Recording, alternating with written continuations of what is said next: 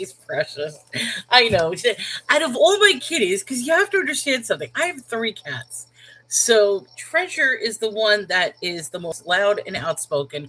She's the one that constantly interrupts. I mean, literally right now, like right here, I have sweet little Pikachu. Let me just show you. Like, here's sweet little Pikachu.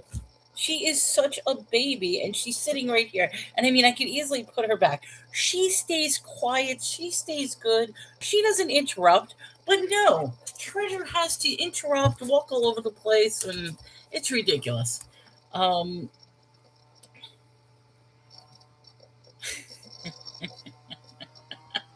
Sam, I am. What an interesting question. See, you know something? I don't even want to read that question, and I don't even want to answer that question because if you don't realize how ridiculous that question is, it really is.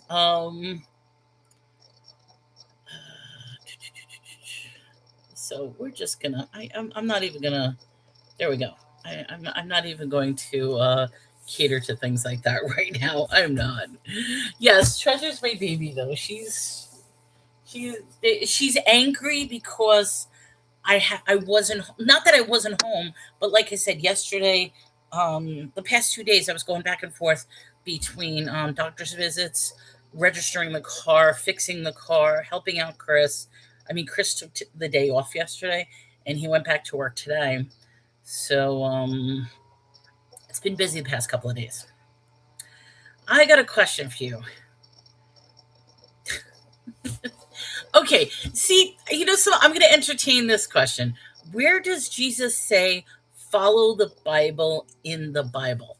Technically, Jesus wouldn't say follow the Bible because although there were bits and pieces of the Bible, technically the Bible wasn't necessarily written in the time of Jesus. So, I mean, that would be equivalent to, you know, so I can't even make an analogy to that. It's why would he say follow something that didn't exist at the time? The Torah existed, and I mean, if anything, Jesus did say follow the ways of my Father, but that's debatable right now, and I'm not going to get into that debate. But whatever. What's interesting to me about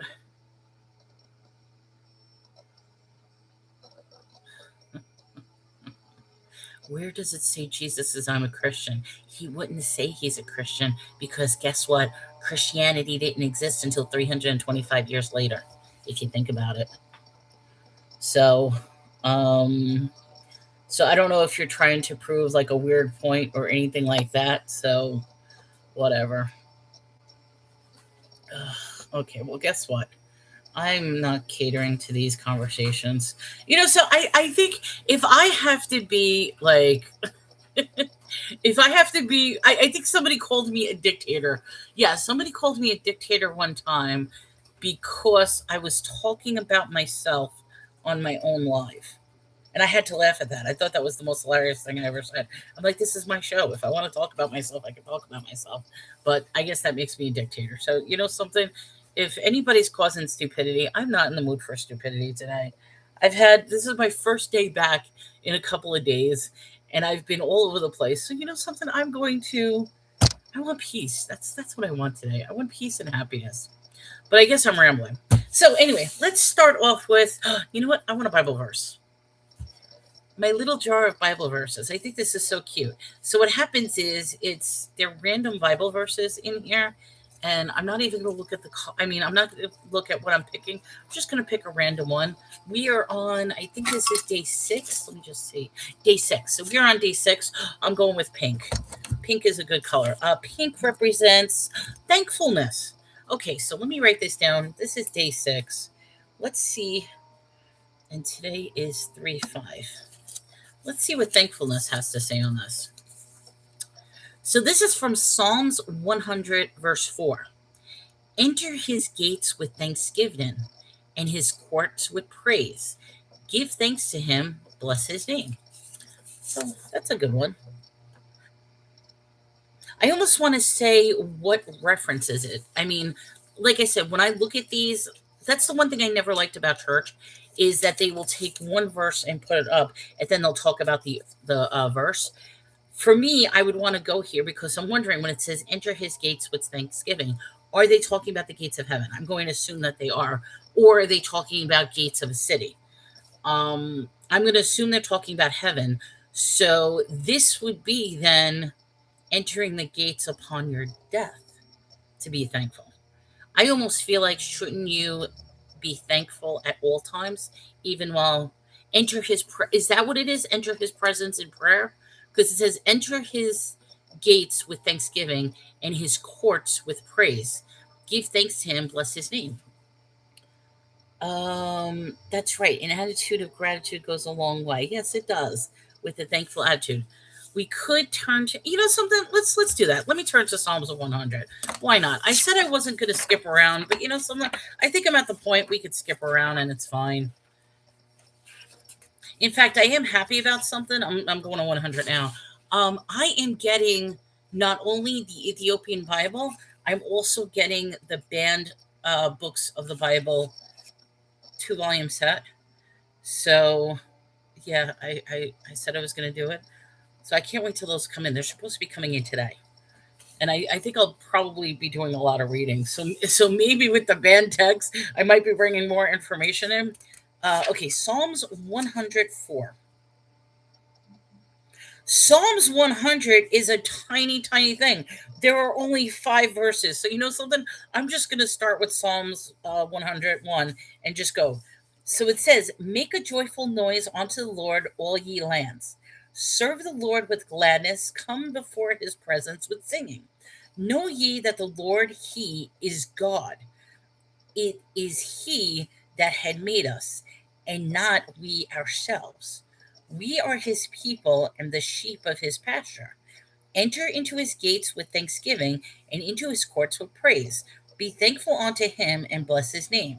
For the Lord is good, his mercy is everlasting, and his truth endureth to all generations. And this is Psalms 100.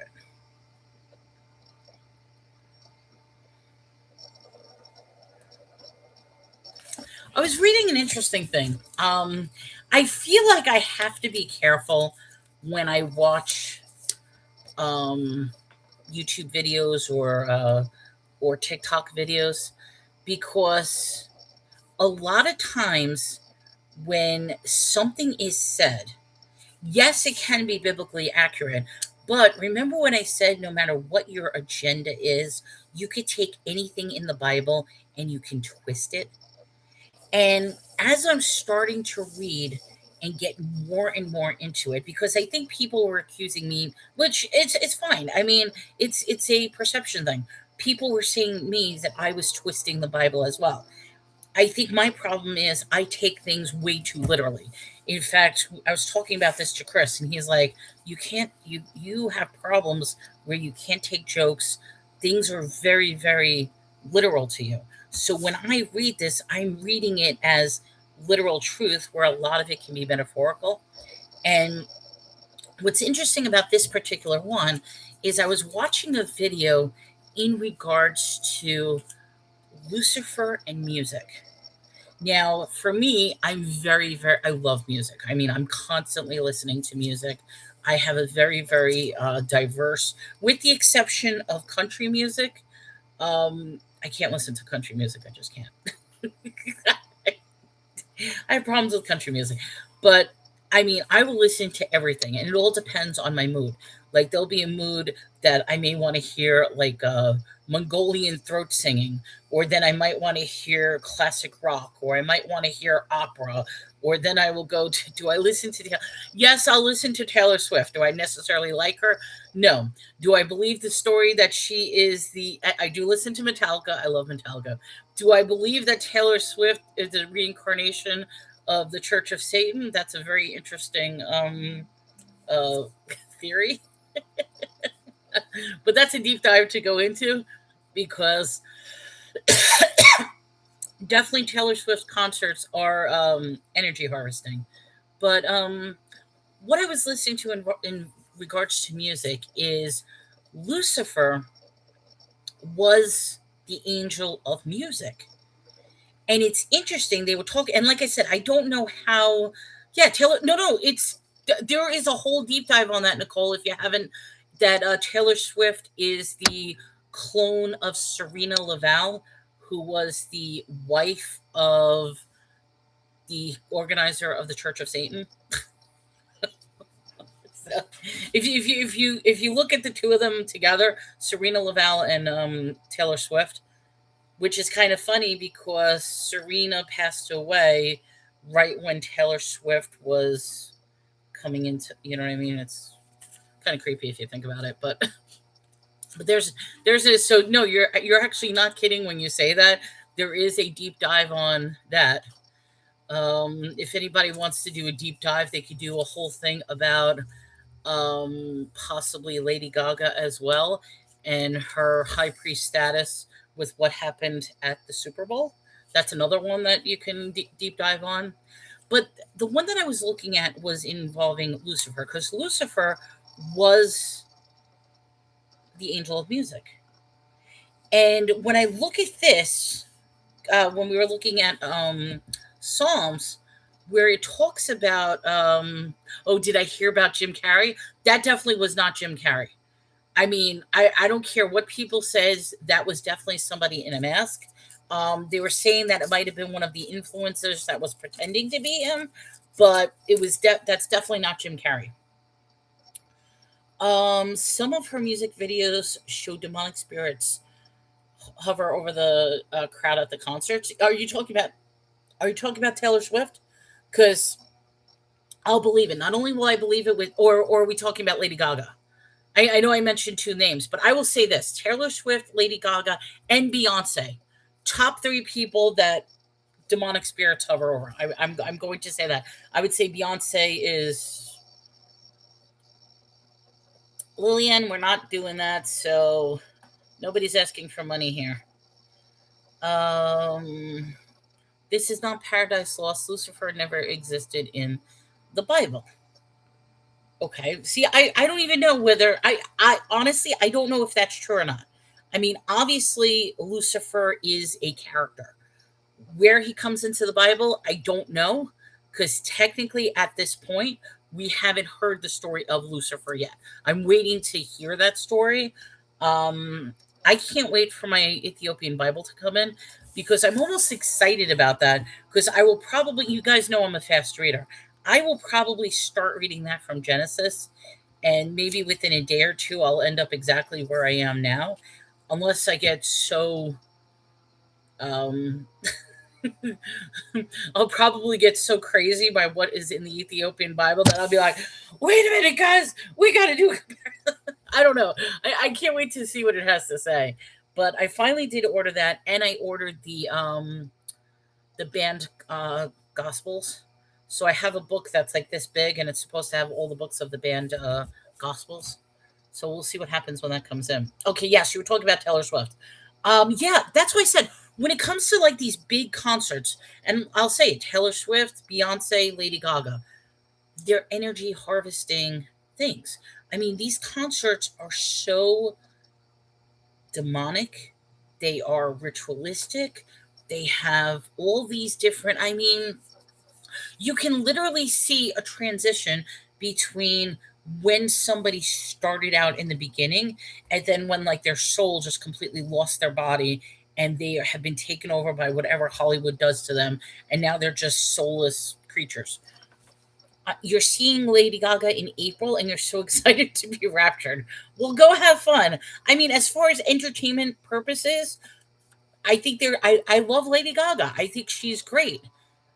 I just think that if it is as true as it is, I mean, it's interesting because people say that they will go to the concert and they will literally forget what has happened. So that alone to me tells me that if you're going to a concert and you are thrilled to go to this concert, how do you leave the concert and you forget what happened at the concert? Like, to me, I mean, that would be an exciting moment. You would want to take pictures. You would want to do this, as in you're leaving and you're forgetting about I don't understand. Um, my hope is he is still here with us because I love him. Okay, I'm missing the conversation. Who that he's still here because we were talking about Taylor Swift. Oh, you're talking about Jim Carrey. Yeah. Jim Carrey, he's been trying to expose Hollywood for a very, very long time. And supposedly they already got to his daughter and now they got to him. I'm wondering um if it's part of the show. And I say that for a reason because this is the time of the awakening. The only thing is, are we actually being awakened or are we being lied to, but it's being a mass cover up?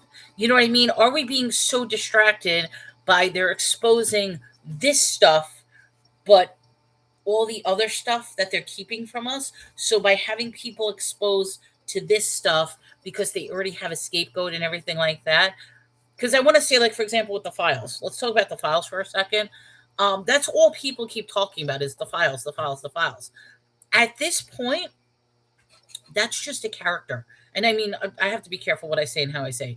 It's just a character because he's already gone, which I don't believe that he actually. I think they switched bodies and he's still alive, but he's already gone. There's nobody that they can really prosecute unless they start prosecuting every single name in the files. But it's like somebody else is already taking over. Somebody else is already doing the thing.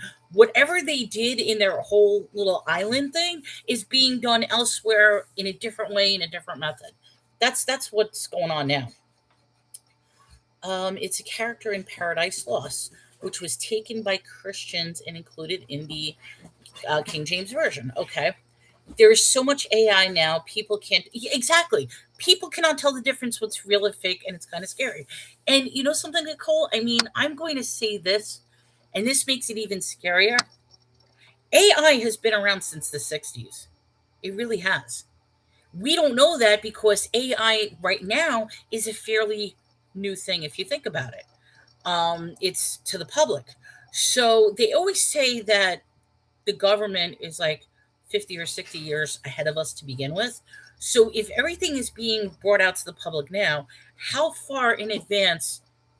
Because like nowadays, AI is always funny. You always have like an extra finger, or you have something that doesn't look right, or there's like a bend in the background. There's always something to identify that it's AI.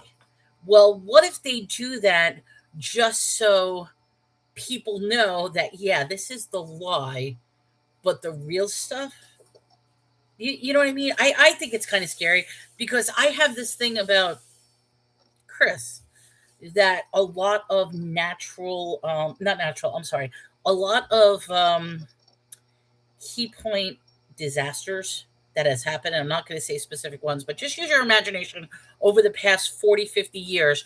What have been televised key point disasters? And it makes me wonder how much of it is actually true, what we saw. And that to me is more scary than anything else. So I mean, I'll give one silly example, and I mean it's not a silly example. I'm not saying it didn't happen, but it's like, okay, we all saw or heard about a crash in the Pentagon. But if you start examining evidence and if you start examining, maybe it wasn't necessarily a crash in the Pentagon as they say it. I don't know. But how long has AI been covering the news? You know what I mean? Oh, Susan says, what Holy Bible did you get? I got two of them. I got the Ethiopian Bible, and then I ended up getting a collection of all the banned Gospels. So it's all the books that were originally in the Bible or all the books that the church deemed that were not part of it, like the Dead Sea Scrolls, the Apocrypha, all the other ones. I got that in one volume. So I can't wait to read those. Those are going to be coming in. If anything, only says Shining One or Morning Star. Which, okay, yes, I mean, I know you're still on the Lucifer thing. We're doing like multiple conversations as one. You could even point out that, hey, Jesus was also called Morning Star. So, I mean, I'm not even going to get into that topic, but my friends are fighting. Can you No, we're not gonna say anything. Shining one or morning stars refer to the king of Tyre or Venus. What? What? Lucifer appears once in the Bible in Isaiah in the King James Version. Isaiah 14:12. That's the one and only time that he appears. I mean, I really don't know this answer. Um, Isaiah 14:12. Yeah, you guys have me skipping. Isn't that great? Maybe that's a good thing. I wanted to at least get somewhere 14. How art thou fallen from earth, O Lucifer, son of the morning? How art thou cut down from the ground? Did thou weaken thy nations? Okay, so that's the one and only time he appears? That's interesting. Wait, hold on. Oh.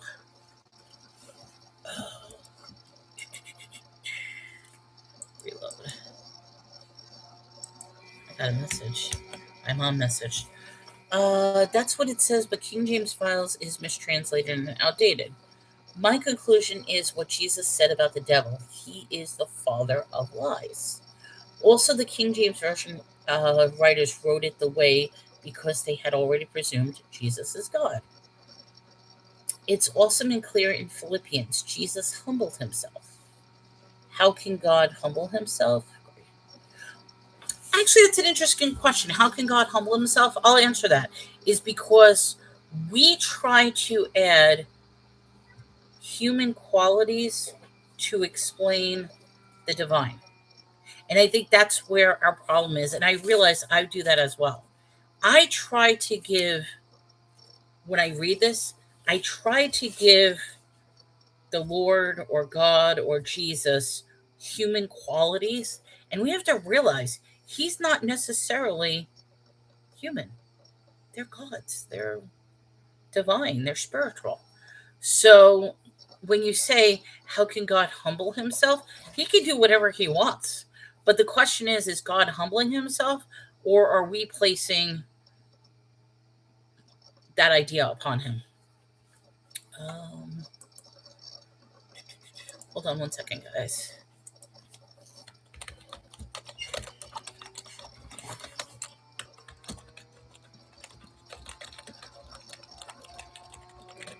Okay. He said it plainly, not my will, but thine be done. The word Lucifer comes from Latin and means light bearer or morning star. Well, that's what I was saying. There's also a reference where Jesus is referred to as the morning star, and there's this whole debate that Jesus is Lucifer. I don't even know how to take that or how to go for that, but I will say that not that I believe this, but there are a few theories going on in my head. And it's not about confusion, it's something that I'm really in the back of my mind thinking about. And the first theory is if that the Lord is actually not God himself, that the Lord is trying to pretend to be God. And that is why he created this whole crazy covenant with the children of Israel who were persecuted people to try to get a following to follow him so that he can appear godlike.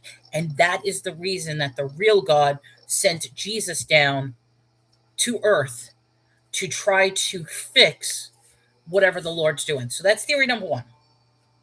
The theory number two that's up in my head that I'm thinking is that they're saying that Jesus, because he's referred to as Morning Star, which is also Lucifer, is Lucifer as well. And it goes back to you can compare Jesus being the serpent in the Garden of Eden, Jesus being the spirit of where it says the spirit of God comes in, the angel or the messenger, all these different examples. That's theory number two. Now bear in mind, I'm just throwing these out. This is something that I'm thinking. And then the third theory is that each and every one of these references, God, Lord, Elohim, they're all different deities. So I don't know how true it is. That's something I'm keeping in the back of my mind. I'm not saying I believe it or don't believe it, but it's just interesting how some of these theories are out there. Why can he do whatever he wants? Because he's God. He can do whatever he wants. He did humble himself and he was obedient to the cross. Lucifer was the angel before the fall of Satan, the devil the same after being in the rebellion. You see, I don't, this is the one thing, and like I said, I don't have an answer, Nicole. Good morning, Sarah. Welcome to the show. I don't have an answer for this, but all my years, they've always said that Lucifer, Satan, and the devil are the same being. Now, technically, that could be a trinity within itself, if you think about it. Lucifer, Satan, devil, they could be different. I just wonder if Lucifer, Satan, and the devil are indeed the same being, or is it different beings? Because the way I look at it, and I mean, this could be really wrong. Lucifer was indeed an angel. He was an angel. So if he was an angel, even with him falling, he is still divine. He is still powerful. He is still angelic. You know what I mean? Does automatically disobeying something completely negates what you are? You understand what I'm saying? So I'm wondering if Satan and the devil are like the evil opposite side of what God is. Because there's that other thing. I was reading an interesting article, and it talks, and it's a great answer. As in fact, I should do a video on it. I really, really should do a video. But it talks about how people or atheists often ask, why is evil in this world? Did God create evil? And the answer is God didn't create evil. Evil is the absence of God.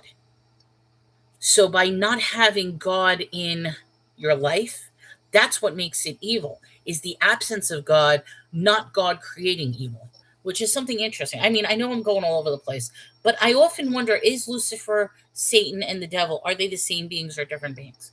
I don't know. Behold the Lamb. Okay. Revelations 12:9. The ancient serpent called the devil and Satan who deceives the world. But is that necessarily Lucifer the angel? You know what I mean? Because we already know that the serpent was around in the Garden of Eden, which means that from my take on it, the serpent was around even before Adam and Eve. And there's also the question of, at what point was Lucifer cast out of heaven? Was it before Adam and Eve or after Adam and Eve? So we know the devil can only be in one place at a time. Okay. Sorry guys. Oops. Stop that. Okay. I don't know. I'm not if this conversation appears like I'm backpedaling, I'm not backpedaling at all. What I'm actually doing is it's making me look at different things. Elijah, I'm curious, where does it say that? I would be curious too. I mean,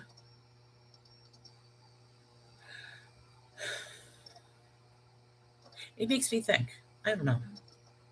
Oh, I got to plug in my phone. Sorry, I forgot I didn't plug this in, and my battery thing just came up. It's warning me. It's like, warning, you got no battery. I thought I had it plugged in. I don't. All right. Yeah, but that's a good question. The devil is an entity, a spirit, and roams around like a lion seeks, which I believe that. I mean, no question about that. For me, the devil is evil. Is he evil because he was created by God? Is he evil because he was an angel that fell and became evil? Is he a completely separate entity or being, and that somehow, I don't know. I think Ezekiel and tell us about Lucifer falling from heaven and becoming Satan. I may have the wrong books. I'm not 100% sure. Yeah, it's just kind of my assumption. I don't believe the devil is omnipresent. Um, the only, like I said, I mean, I often I got stuck with those questions too, because the trolls come in all the time and they'll ask me, how does God allow evilness happen? Why does God allow children? Why does God allow cancer? I mean, I get these questions all the time, but now I'm seriously thinking it. Not that I'm doubting God, but I really, really do like that explanation, that it's not that God created evil, it's that evil is really the absence of God completely. And that was one of the things that I was thinking about, because I almost feel like there has to be the two opposite extreme sides. I mean, I almost want to say, in order to have good, you need to have evil. In order to have evil, you need to have good. Same thing with order to have light, you need to have darkness, darkness, light. I mean, it goes back and forth. And I'm not saying that evil is God, but what I'm saying is that evil can be just as powerful, particularly when people give him that power. Because I think that's the difference. I mean, for me, God is the one with the power.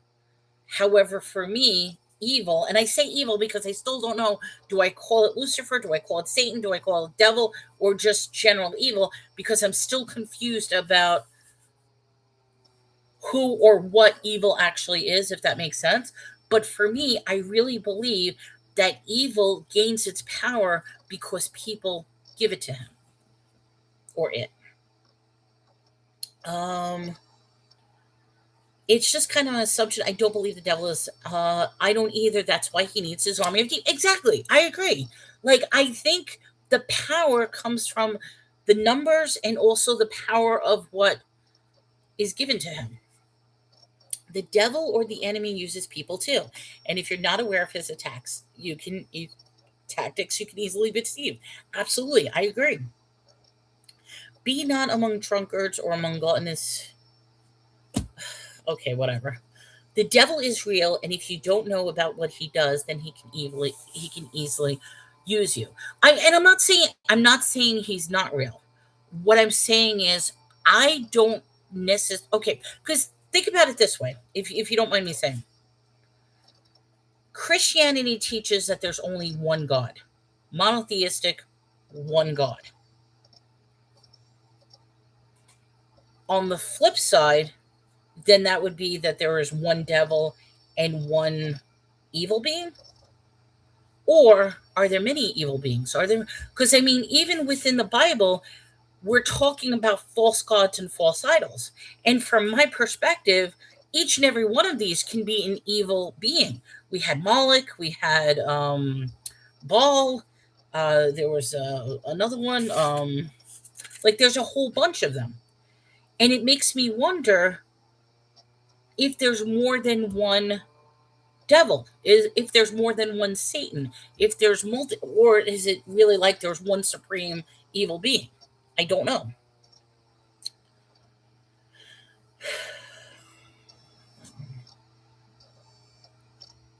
Dial, you're gone. I'm sorry. I think the false gods are made from the enemy. And that's interesting, Bella. Um when Satan fell from heaven, he took one third of the angels with him, which I believe was 200, because they talk about 200 fallen angels, which is kind of interesting if you match it up to the creators of the world. That's just an interesting little aside. But even with him taking one third of the angels, so the devil has demons like God has angels. Satan convinced one third of the angels to follow them. So now the question I have is, are demons different than angels, or did angels turn into demons?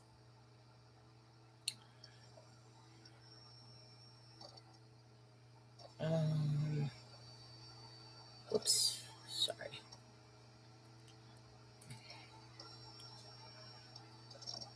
I have no idea what that means. I really, Tatsu, I have no idea what you're talking about, but that's okay. Whatever. But yes, I mean, and that's a good question. So God has angels, Satan has demons. Are the demons the fallen angels? That's a question. I don't know. Or are demons something completely in its entirety? I don't know. I'm wondering if when I read those other texts and those other books, will they start talking about this? And that's the reason why it was thrown out. Because we already know that the book of Enoch, which was originally in the Bible, that has been taken out, that book does talk about the Nephilim, the giants, and gives some backstories about them. Okay, so you believe the demons are the fallen angels? Which the question that I have then is there a fixed amount of demons and angels, or do they multiply and replicate?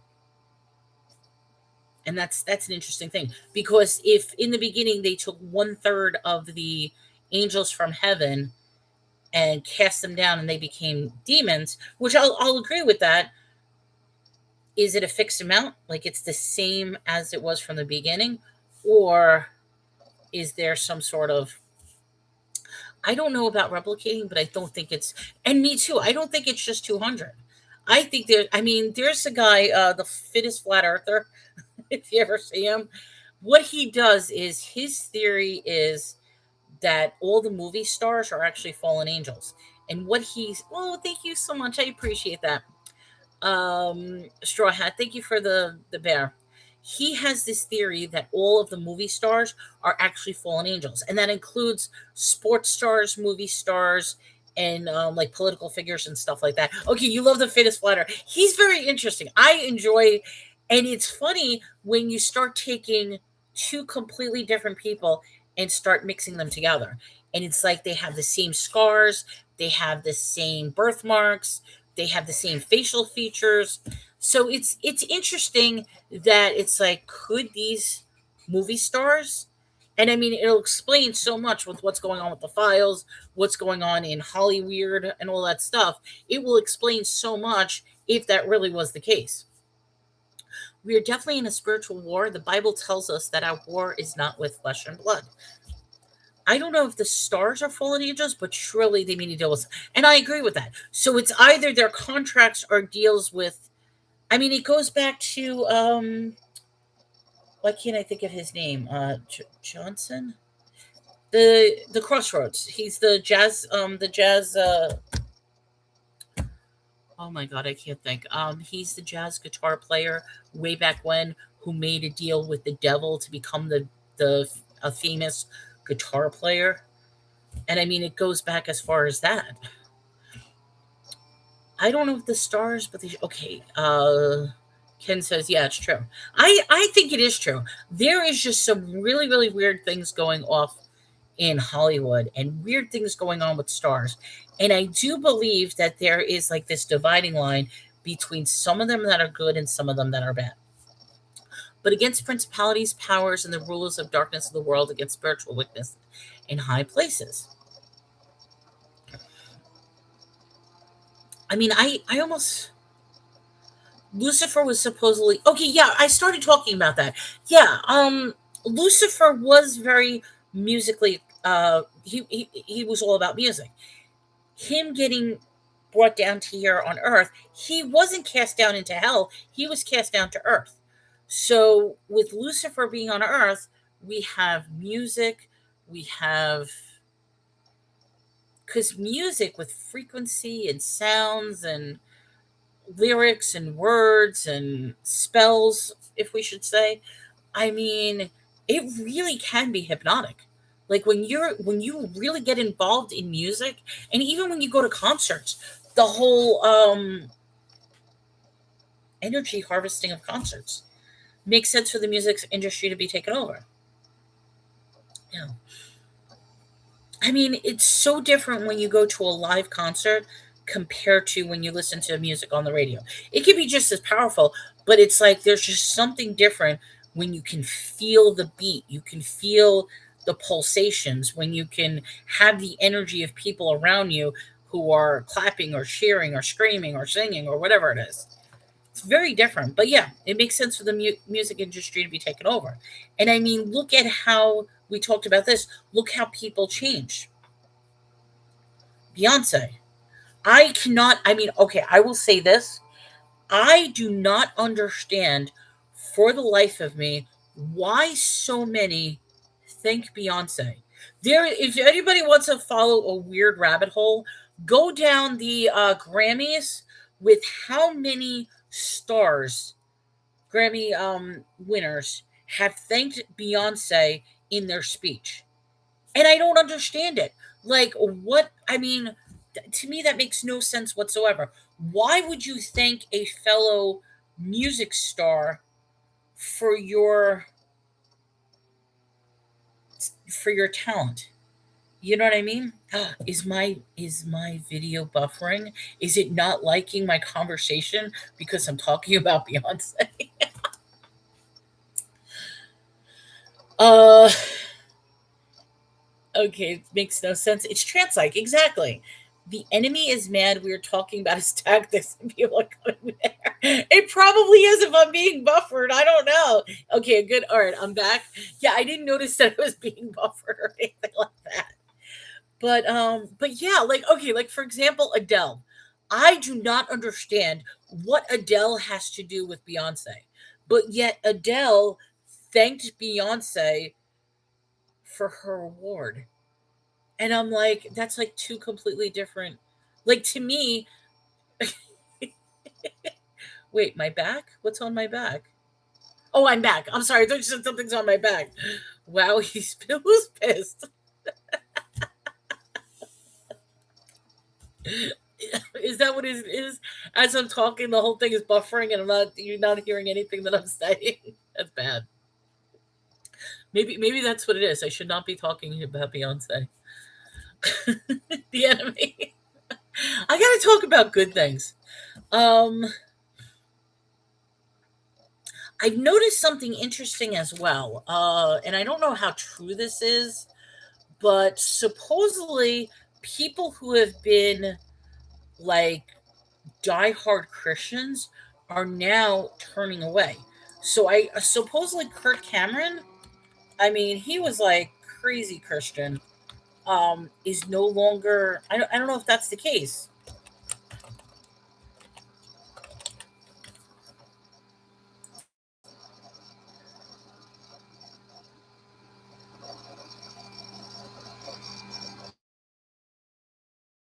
Kurt Cameron is changing his stance on the doctrine of hell.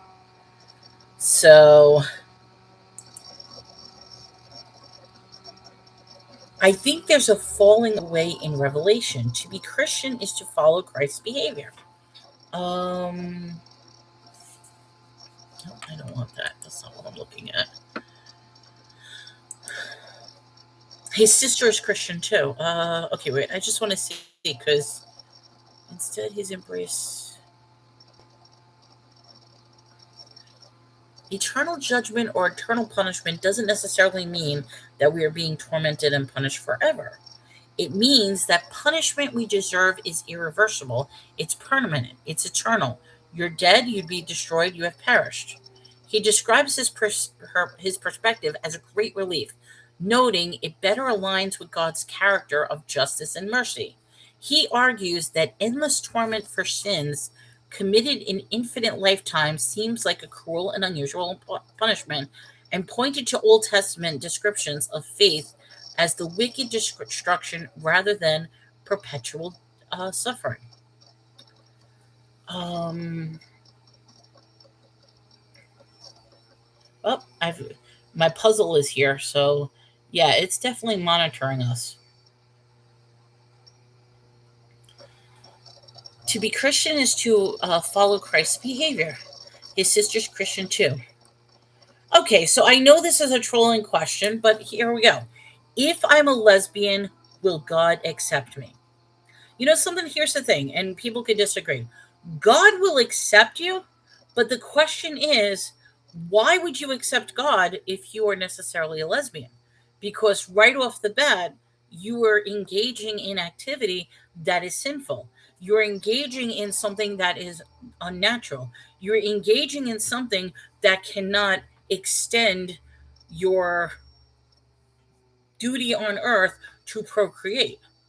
So I would even say if you're a lesbian, why would you even ask if God would accept you?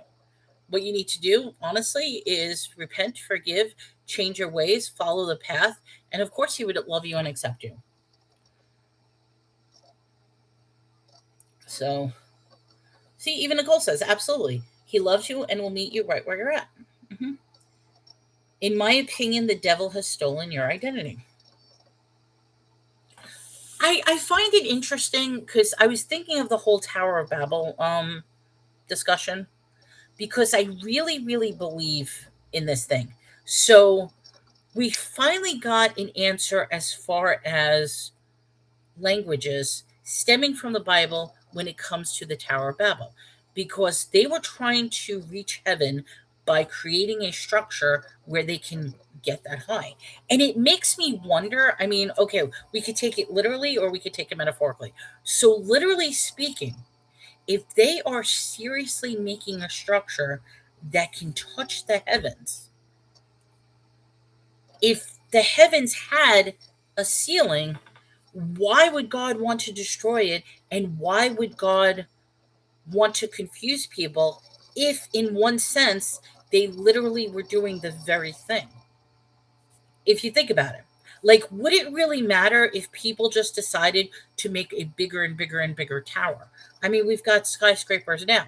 So, would it make a difference if people were trying to build a tall structure unless there was some validity to the point where, yes, if we go up to a certain height, would we reach heaven? Is heaven only something in a spiritual sense, or could heaven be something in a physical sense as well?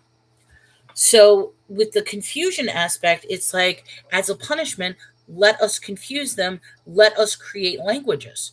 So, they created these languages where people scattered about and they could identify each other with their own language group now. So, now by separating and scattering them, you created these divides between language, culture, which then turn into religious beliefs, and they scatter about. So, I think it's interesting because, in a way, in modern day, we're doing the same thing as far as scattering about, separating, and ostracizing. Because think about it, people feel more comfortable when they're in like groups. So wouldn't it be interesting to create a whole alphabet LGBTQ plus I group that's separate from the mainstream, so that people can feel like, hey, I'm special because I'm part of this group. I have people who identify with me. I'm different than this and that. So it makes me feel like, in modern days, that's the whole reason we have all these different groups. We can even do left versus right, Democrat versus Republican, religion versus religion. I mean, dare I even say that you could even do skin color versus skin color. All it is about separating to create little tiny groups. And the more you separate people and the more they infight about each other, the easier it is to control the population. Um, People think because they feel a certain way, they have to act on it, but feelings are fickle. I mean, okay, you know something, Nicole, I'm going to say this. How many of us, and be honest, how many of us have gotten so angry that says, I wish I can unalive that person? You know something? We've all done it. Even if you think you've never said that, there have been times where you've been so angry that you would wish ill will or something. Does that mean just because we feel it, we're going to act upon it? No. However, people do act upon it because there is a point where evil will infiltrate the head, where irrationality will take control, where sin will come into play.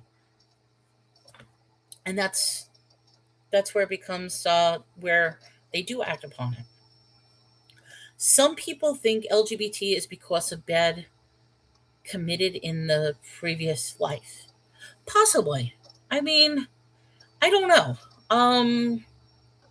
I think right now society is so confused because originally, and I mean, I was part of the movement originally. I'm no longer part of it because originally it was about equality for people who have a sexual preference. But now it has extended not only for equality for people with a sexual preference, it is now equality for people with a gender confusion, with a illegal, immoral perversions. It's it goes deeper and deeper and deeper because now people are jumping so far on because originally it used to be just LGT. That's it. LBT. I'm sorry, LBT. That's all it used to be. Now it just they keep adding and adding and adding to the point that even the maps people are trying to jump on it saying that it's totally normal. There's nothing normal about maps. I'm sorry. Uh, some people think, I said that. That's part of taking up our cross daily and leaving what we know is wrong behind. Pinch is just like, yo, yo, yo. The battle is in the mind, so the enemy puts thoughts in our head if we're not aware. Exactly. And Nicole, I will say this not only do they put the thoughts in our head, they are taking already people who feel confused, ostracized, lonely, they feel like they don't fit in, and they're giving them this satisfaction that it is okay to remain in your mental psychosis, that people will support you, and it's gaining attention and it's actually exaggerating the problem. It really is. LGBT is not a new problem. I just read in Romans yesterday about how it's wrong. But see, it's not necessarily LGBT though, because like I said, right now it's such an umbrella of everything when it shouldn't have never been. I mean, in the Bible, we talk about homosexuality. I mean, remember all the times where the Bible says getting to know a person is not having a conversation one on one. When the Bible makes references to getting to know a person, it means they want to have sexual acts upon them. So that is why in Sodom and Gomorrah, where they're outside of Lot's house and the village men are knocking on the door and says, bring those men out so we get to know them. The fact is they wanted to SA those men that were in there. And instead, Lot is like, here, why don't you take my daughter instead? Which, of course, the angels interfered and stopped. However, that second time, when that same instant happened, and I wrote it down, not Lot, but the second time with the children of Israel, where it was the same thing. The men came and they wanted to know the people inside. The father said, here's my daughter instead. But what ended up happening in that case is they did take the daughters. They did use them. So it's like the same story happened twice. The first time ended up where the daughters were not being taken, but yet the city was destroyed. The second time, the daughters were destroyed. So, what would be the point in calling it out as wrong if it wasn't a problem back then? But it was what? Okay, wait. Are we talking about the same thing? It was a problem back then. I mean, back then the Lord was flat out saying that you should not be laying with a man. You should not be laying with your same sex. I mean, the Bible speaks about homosexuality, but it doesn't condone it. So the fact is, homosexuality has been around since the beginning of time. It has. I mean, we see it in art, we see it in stories, we see it in history. It has been around. Is it sinful? Yes, because, okay, if you think about it this way, it's lusting, it's engaging in lustful desires. There's no sense of actual procreation with it. It is adhering to something that by nature is not necessarily made to do that.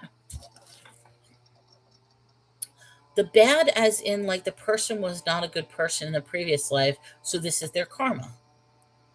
I have no idea what you're talking about over there. I can't even reply to your comment with your username, but yes, facts.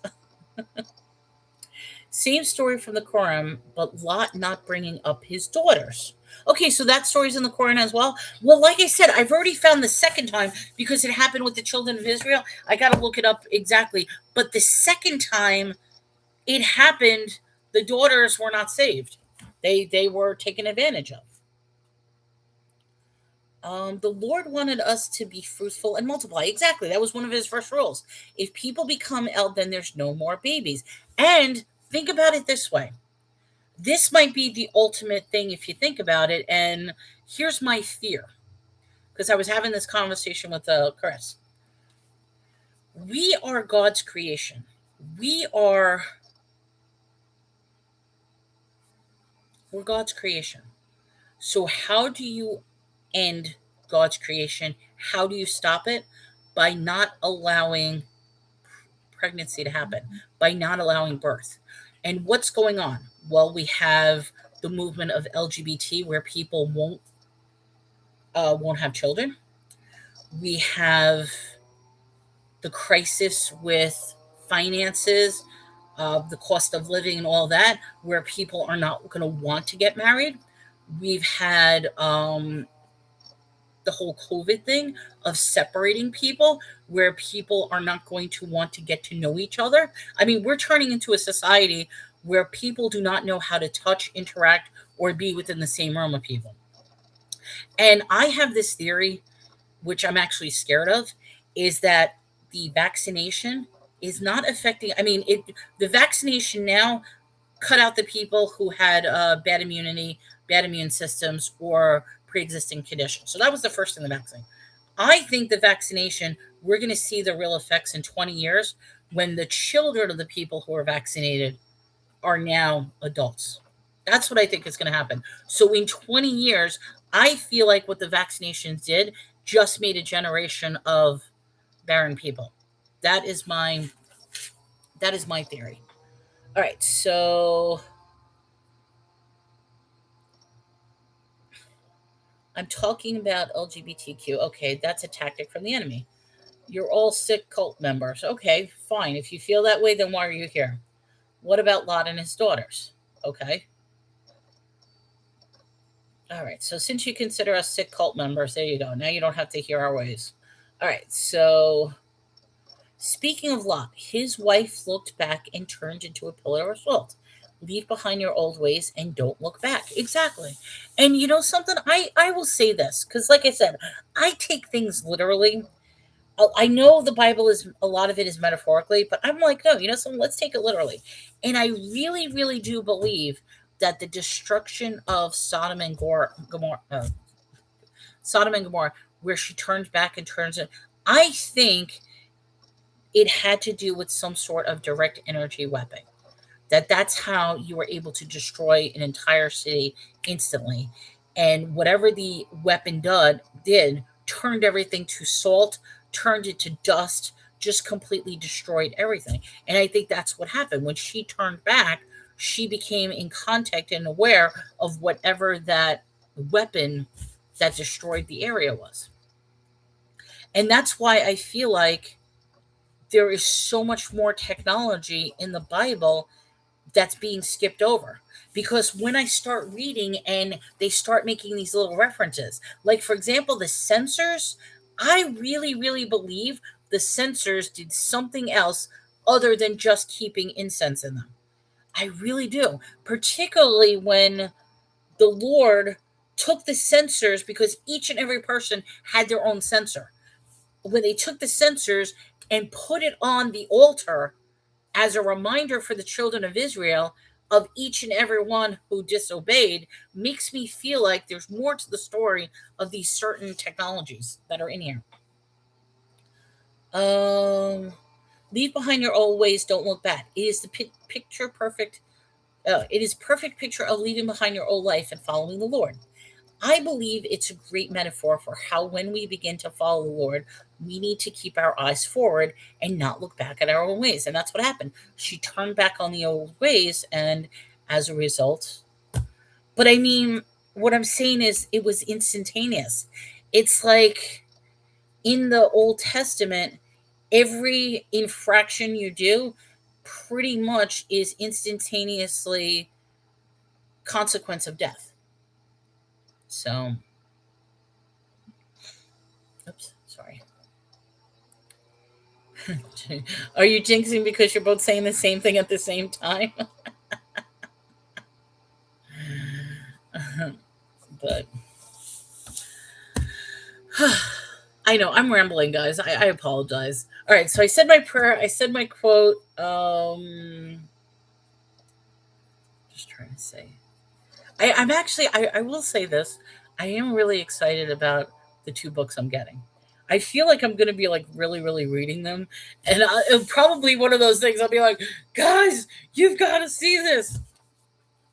In the Quran, Lot's wife disobeyed God's command not to look back and was turned into a pillar. Okay, so if that story is in the Quran, it's the exact same story in the Bible. So that's interesting. See, I didn't even know that that story was in the Quran. So now we know that Jesus is in the Quran, and Lot's the story of Sodom and Gomorrah is in the Quran. So what that tells me then is that these are two historical events that two different religious groups of people are actually documenting. So that right there alone should tell you how much how true this is, if you think about it. So, what baby? What happened with Lot and his daughters? I don't know. I don't know what happened afterwards. I mean, they went their separate ways. Oh, you have many Muslim friends? Yeah. So they tried to procreate and it was bad, right? All right. So we are actually, let me get my notes. We are on chapter 21, 1 Samuel 21. If I'm not mistaken, I've heard that you can actually go visit the Pillar of Salt. The Pillar of Salt that she turned into? Why are you cranky? Oh, my cat's cranky. Where the story took place. Yeah. Well, that's interesting. See, me, I would be the type that says, okay, where the Pillar of Salt is, I would want to see what the town looks like, what the remnants of the town, because I really, really believe that they used technology in order to melt the city. I want to say the same thing happened with the Tower of Babel, and that would explain so much with some of the historical landmarks as to why they look like the way they do.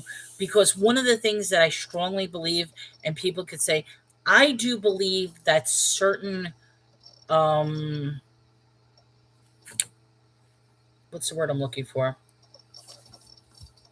Certain structures or certain, I can't think of the word I'm looking for. What I believe basically is like certain mountains are actually petrified giants, or certain mountains are petrified creatures. I mean, it's almost amazing when you look at some of these natural carvings that they say are supposed to be a mountain. I wonder if it's actually a petrified giant something. I mean, there's a turtle, there is a elephant, there's a snake. I mean, there's so many different structures that when you look at it, it's how can you not see that that's what that is? I still think that Devil's Tower, that's a tree stump. Somebody possibly said it might have been an antler instead, but no, I think that's a tree stump. I really do. I think it's a tree stump that they chopped up.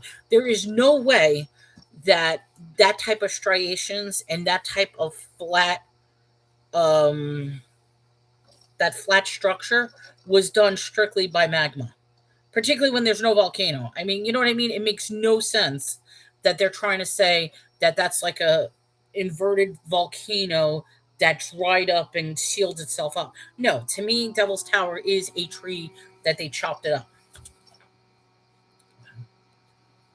So now, okay, stay golden. You said you have a confession you're by. I do have a question. I hate to put you out on the spot, but I'm going to say this. Why would you say that? Like seriously, like what would I mean, like, what type of response are you looking for? Are you looking for people to congratulate you? Are you looking for people to be like, okay? Are you looking to see if there's other bi people who will confess with you? Are you looking for people to destroy you and say that you're living? I mean, I'm curious. Why would you make a confession as such, and why is that a confession? I mean, because I'm not. I mean, I'm really not trying to be, but it's like, what? Stay golden. Everybody is welcomed here. Everybody, my table is always open. I say this. Anybody could say whatever they want. All I say is, try to be respectful. But what ends up happening, and I mean, people could say that I'm not being respectful, but you know what the way I look at it is look at it from this perspective, and you could say you are at a gathering. Let's say we're at a party, okay? That would be equivalent to a group of friends talking, and we're having a conversation of you just walking in, stopping right in front of while people are having a conversation. Don't say hello, don't integrate in the conversation, and just say, I have a confession, I'm bisexual. Don't you realize that everybody would just turn at you and be like, huh? Well, no, I'm not. No, I'm not trying. And please, I'm not trying to make you feel sorry or anything. But the reason I'm bringing it up in such a way is because you're not the only one that does things like that. I mean, think about this. How many people have already in this entire conversation? We are legitimately having a conversation. And yes, we're bringing up different ideas. And how many people have interjected about me with gluttony or with how the Bible with evil or the, you know what I mean? How many people have I already had to block? Somebody said that we're a cult. And it's like, I don't understand um what the desire is or why people continually do that. I know this is an open forum, anybody could say anything. I also know that by me doing something like this puts myself out there for criticism, for negativity, for that kind of stuff. But it makes me wonder, like, what is the motivation behind people to literally try to completely derail a conversation? And like I said, you're more than welcome. I mean, I'm not blocking you, and I hope you don't find this to be insulting, and that I'm not trying to put you down. In a way, I'm trying to make an example, but it's so. I mean, you felt it's a confession. So my question is, and I mean, if you want to talk about it, if not, we can totally skip this. You feel it's a confession. So if it's a confession, the first thing I would ask you is, okay, does that mean you feel sorrowful that you were bi?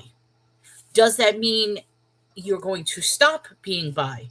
Is it just a statement because you're looking for approval to see, can you be a good Christian or can you follow the Lord while engaging in these type of behaviors as well? I don't know. I mean, that's, I almost want to say that's up to you to determine on that. Nicole says the first step of forgiveness and repentance is confession. So you made the confession. Are you still welcome? Of course, you're still welcome. We'll pray for the Lord to give you eyes to see yourself as His son. And okay, of course, you're welcome here. We still love you regardless of your personal choice. Maybe you feel conviction, but that's just it. It's a choice. It's always a choice. You're right. It was random, and I mean, like I said, I don't mind engaging in tough subjects. I will even say this. At People always considered me bi, even though I am not bi. And the reason they considered me bi is because for such a long time, I defended the LGBT community. I really did. I was on the picket lines. I was part of organizations. I was a board member of national, you know what I mean? Like my history, I have a history. And I even wonder with myself what has happened to me because I don't know if I'm angry. I don't know if I'm sorrowful. I don't know if I'm just, because originally, like I said, what the movement was for was just to get equality. In other words, you should not be fired simply because you had love for somebody else. You should not be denied a chance to eat at a restaurant because of this. You should not. So it was about simple equality, just simple facts that whatever. Oh, the question is, did you make that paint? Yes. Yeah, I painted that. That's my original painting. Thank you for asking, Miriam. But in other words, it was never meant to be what it is today. It was all part of a bigger plan, and they made us think it was simply about equality. And that's what it is. I mean, I spent years striving for the equality part.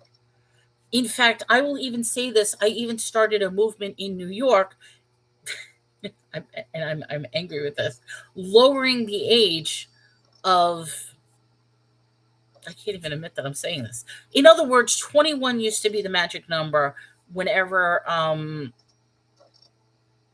whenever it involved any type of like, for example, gay and lesbian bars, that kind of thing. We actually lowered the age to 18. I regret it now, but at the time it made sense. But so many fell for it. Yeah. And I think maybe that's part of where I have sorrowful regrets. Not that I advanced movements, because all, like I said, all we were looking for was equality at the time. We and equality was achieved. But you know something? It was not good enough. Now it's to the point where equality is not enough. Now it has to be, not only does it have to be where one is better than the other, because from my perspective, I don't care if people marry same sex marriage. I think same sex marriage should be allowed. If you love somebody, if you're going to spend your whole life with them, if you want to be them, then you know something, that's great. On a religious level, okay, yeah, that's sin. But you know something? Because of what type of constraints society puts on marriage, then there should be no restrictions against doing it if you truly love the person that you're with. Hold on, let me keep it's all part of the bigger plan. They made us think it was simply about equality. So many fell for it. Oh, because originally it was, but now it's no longer about equality. I'm still not big on public displays of affection. It's something that should be kept in the bedroom. You mean you don't want to join a parade with your hubby of naked in front of everyone? I'm guilty of that. Yeah, I've done the parades. I will have to say this. If you're in New York, of all the parades, the Pride Parade was probably the best parade. I'm sorry. Sadly, though, the worst parade to ever go to in New York was the Actually, I'm not even going to say it. I'm not even going to say it because I'm going to get in trouble. Um, uh, Regardless of your sexual preference. No, I'm good. Oh, thank you. Yes, when I was in New York, it is legal. I'm just kidding. Okay, I'm just going to say this. It is legal for women to be topless in New York. You just have to make sure. In fact, the legalities go as far as, I will just say this: you can have a sticker on your hole and a small triangle on the front part, and that is satisfactory as long as you're not creating a public disturbance for New York. I haven't looked at other states because I don't do that stuff now. But but back then, we got it to the point where all you needed was something as small as a sticker for the back and a little triangle for the front. Oh, I'm sorry. My point is, straight people aren't parading their sexuality in front of everyone. I will say this, Sarah. In some cases, they are, though. So please forgive me for saying this.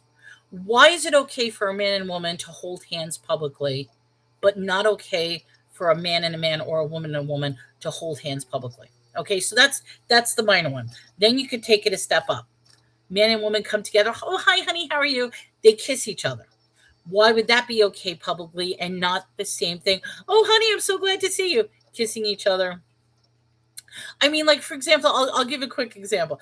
I was so happy to see Chris when he came home um from the airport. I was like crying. I was crying, and then I wanted to give him a hug and a kiss. He actually didn't like. He didn't want to because he was embarrassed because for him he's not into public displays of affection. He doesn't like when things are public. I understand. Me, I don't care. I don't care what anybody says. Sometimes things change. One example of this.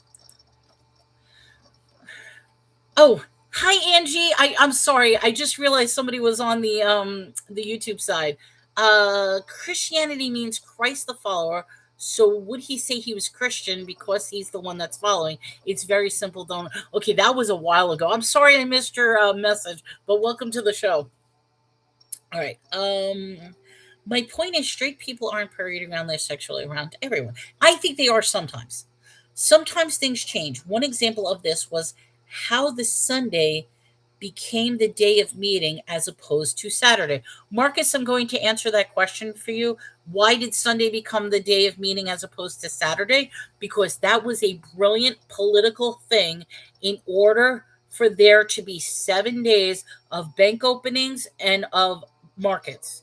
Because by having one group of people celebrate the Sabbath on Saturday, while a second group of people celebrates the Sabbath on Sunday, you now have 7 days a week, 24 hours opening of everything.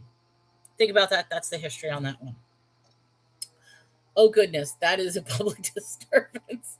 I'm talking about the vulgar pride parades. Well, okay, yeah, and I will say this: I was young, I was stupid, I was part of the LGBT community. I will say that. So I thought nothing of it. I mean, there was nothing wrong back then to take it off, let the movie show.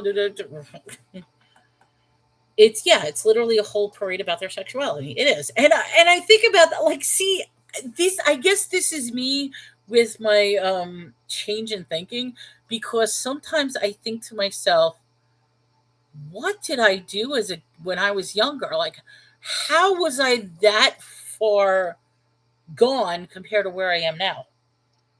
And I mean, part of me is very remorseful, sorrowful, regret. I mean, there's things that I regret that I'm like, did I really do that stuff? Like, was that really me?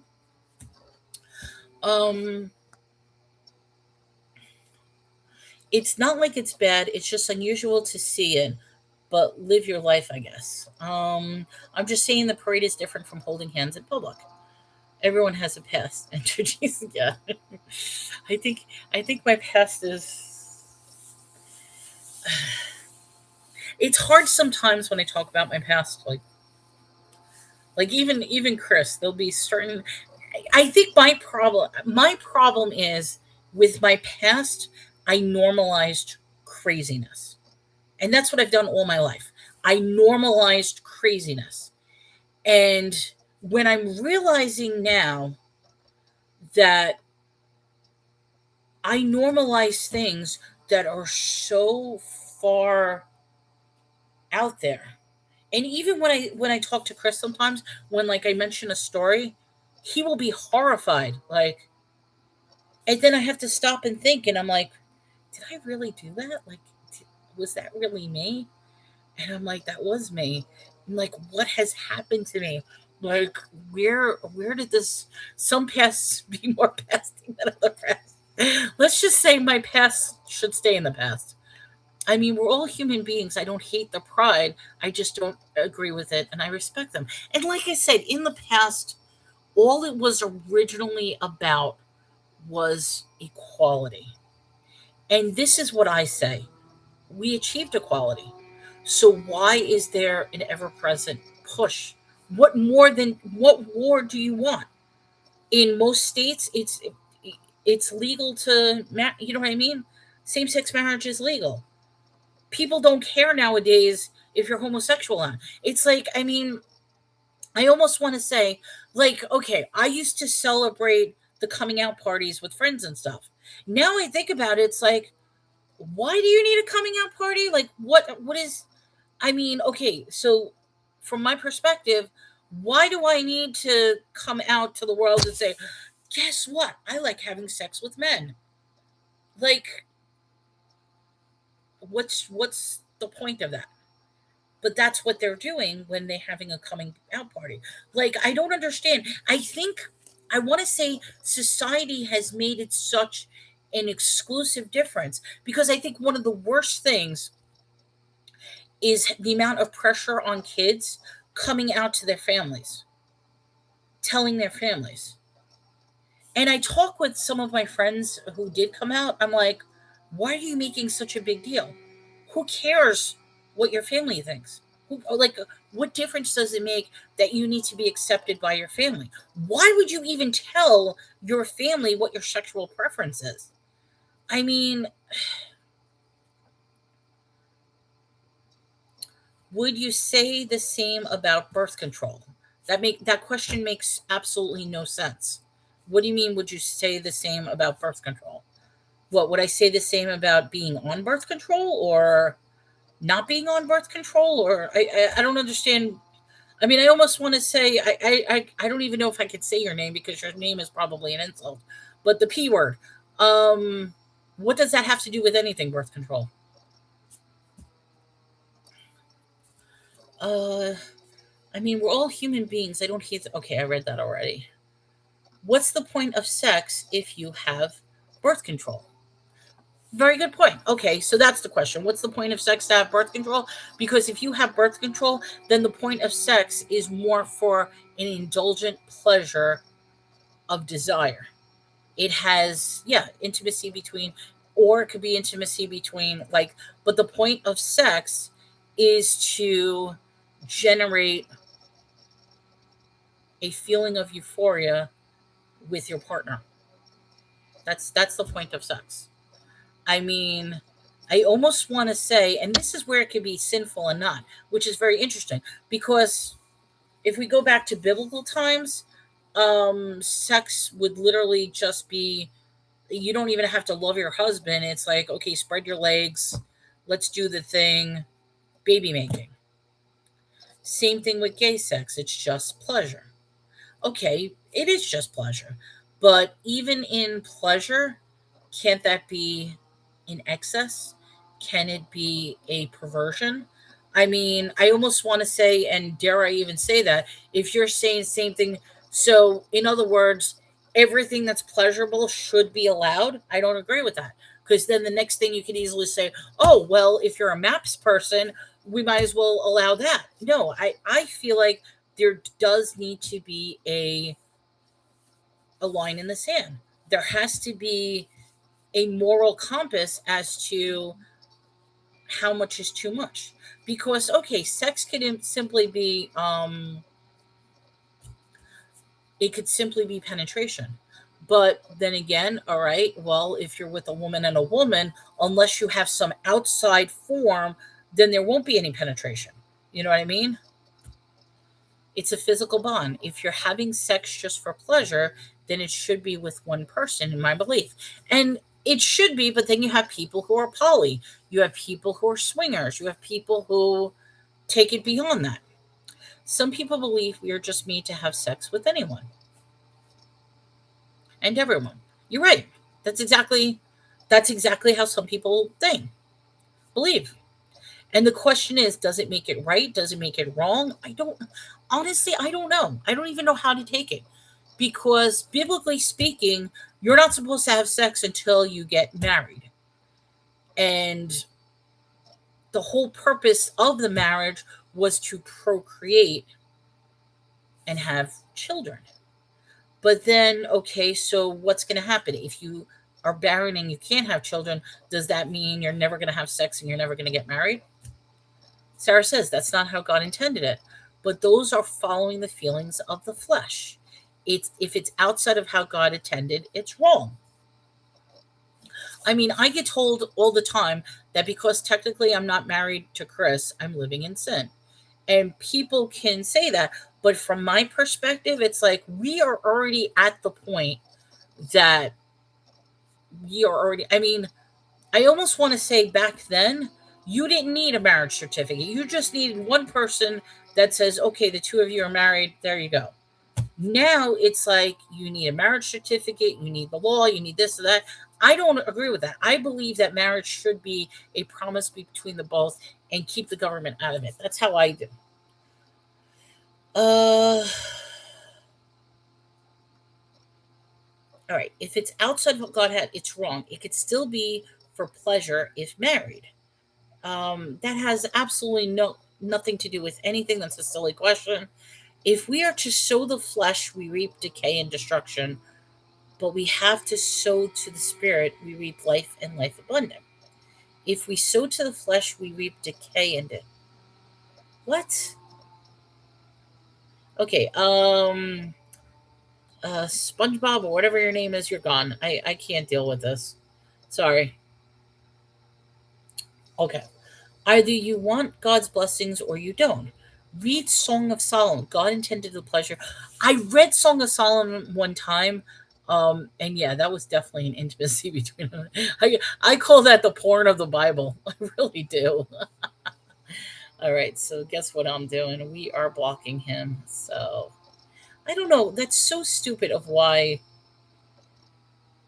that has to happen. Um, okay.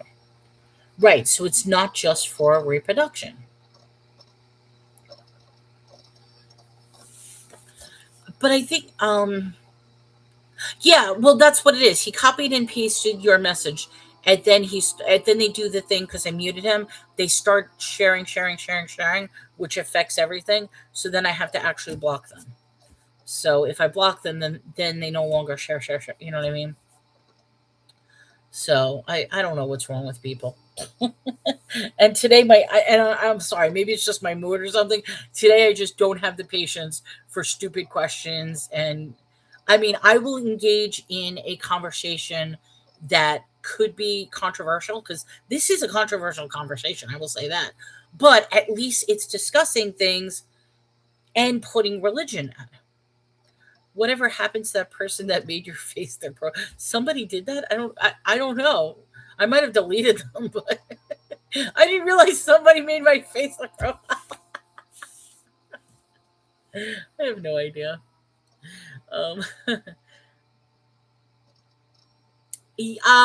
yes, Anthony, I was former. Here's the thing about that.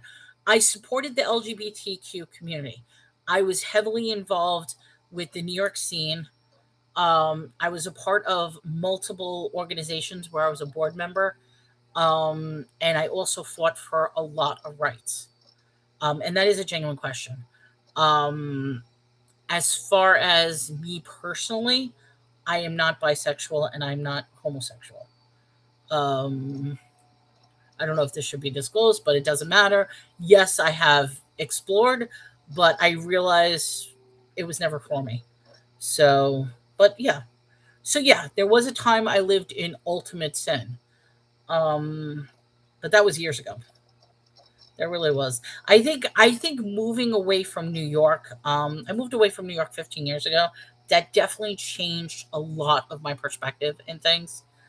Um, I don't regret some of the political strides that we made because, like I said, originally it was about making it equality. We were fighting for equal rights. And I think we succeeded in that. But now the movement is so different. Now the movement is actually, I want to say, demonic, and it's in a different way. Because the movement now wants to destroy children, wants to press onto, it's not making equal, it's taking over and pushing the ideology onto people that should never be pushed upon. All the movement was originally was that you should not discriminate against somebody's person for their sexual orientation. That's originally what the movement was for. And you know something? It should have stopped when it was succeeded. The fact that it even is a law that you cannot discriminate against somebody's sexual, that should have been more than enough.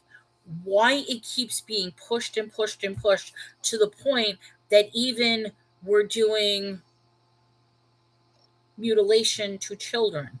We are doing we're ostracizing children from parents because now parents don't even have control over their own children. That is a completely different movement. Um I believe we have all lived in some really bad sin, and that's what causes most of our misery. Absolutely, Nicole. So more like a voice for LGBT. Glad to hear you found your way. I still have the same respect regardless. And Anthony, I mean, this I will say this. I personally don't care if somebody has a sexual preference to the same sex. I also don't care if they get married, if they live together, if this or that. It doesn't matter to me. In fact, I will even go to a wedding. You know what I mean? I will honor and glorify that relationship. What bothers me though is when you're trying to push that onto society that is not adhering to that same philosophy. It's one thing to have it accepted and be treated equal. It's totally another thing to push it to the point where you're trying to change the other person's point of view, if that makes any sense. So the fact is, right now, I feel like the movement is evil more than anything else. I really do. Who's to say her past is worse than mine just because it was in your face? The Lord wants to bless us. It's like if your child is making really bad decisions, you still love them and are willing to help them if they're in trouble. Romans says to accept sin to be just as guilty of that sin, but you probably won't continue blessing them with all they want and need. And they are pushing acceptance.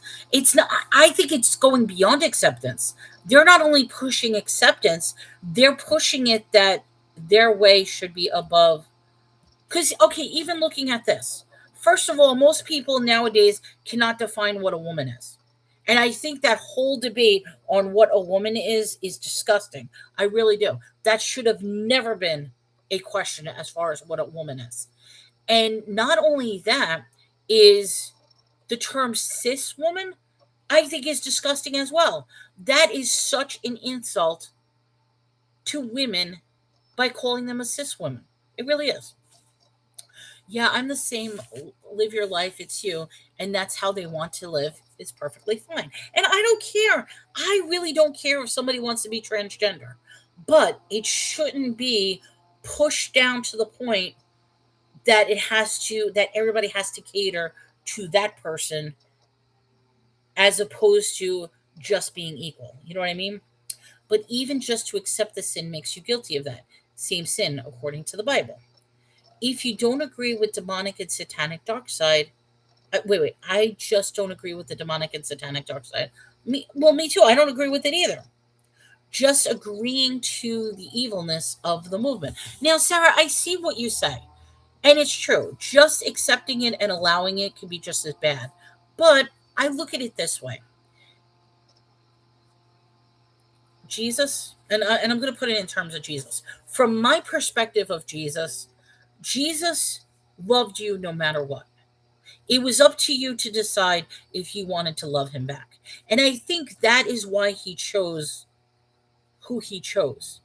He hung out with the thieves, the prostitutes, the sick, the inflicted, the people that society looked down upon. And it was up to them to decide if they wanted to remain in that way or if they wanted, like you said, Jesus said, go and sin no more. It was up to them. Did they want to remain in that livelihood or did they want to change? And I think it was really up to them what they decided to do. Let me go back for a second because a couple of people said something. I'm sorry. I think that just because someone is gay or lesbian doesn't mean that they are any less loved by the Lord. You know something? I'm going to say this. There are still gay and lesbian people who can love the Lord, who can open up their heart, who can do so many things. Hello, Constance. Welcome to the show. Who can open up and they could love with just as much. However, they are wired that they love the same sex. We all have preferences. I mean, I could say this. I have preferences. I like beards instead of non-beards. I like taller people instead of shorter people. You know what I mean? It's like we all have preferences. So what's to say that you are going to condemn a person because their preference is of the same sex? Now, granted, yes, it does say in the Bible, well, that is a sin, that is unnatural, that is this. But you know something? If everything else that they're doing in life is good, if they go to church, if they worship God, if they do this, should it really matter? I will say this, and this is an interesting wait, let me just go back. Hold on. I look like a skateboarder, whatever. But they are definitely not going to be blessed as they could. But Jesus said, go and sin no more. Some people say that puberty blockers is okay.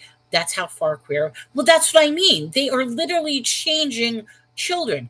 I really believe it should be that when a child turns 18 or 21, depending upon where mentality is, but let's just say 18, that it should be up to an 18-year-old whether they want to do the mutilation of their body, not changing a 6-year-old and putting them on puberty blockers or anything like that. Those he hung out with changed. Absolutely, they changed. They realized their way and they decided that they want to change. And I really, really believe that people can change, that people can turn around. Same thing when it comes to being a lesbian or being homosexual in general. I don't accept it. I'm religious. I'm against it. We are all humans at the end of the day, but I have to respect. I will tell you a story, and you guys can tell me what you think about this. When I'm going to explain a church structure. So there's been a church that's been around in Texas for over 100 years. Small little church, very welcoming. And what ended up happening is this church was appointed a new pastor. What was interesting about this pastor is that the pastor had a lifelong partner. The lifelong partner was his homosexual significant other. Now, he was one of the best pastors I've ever seen.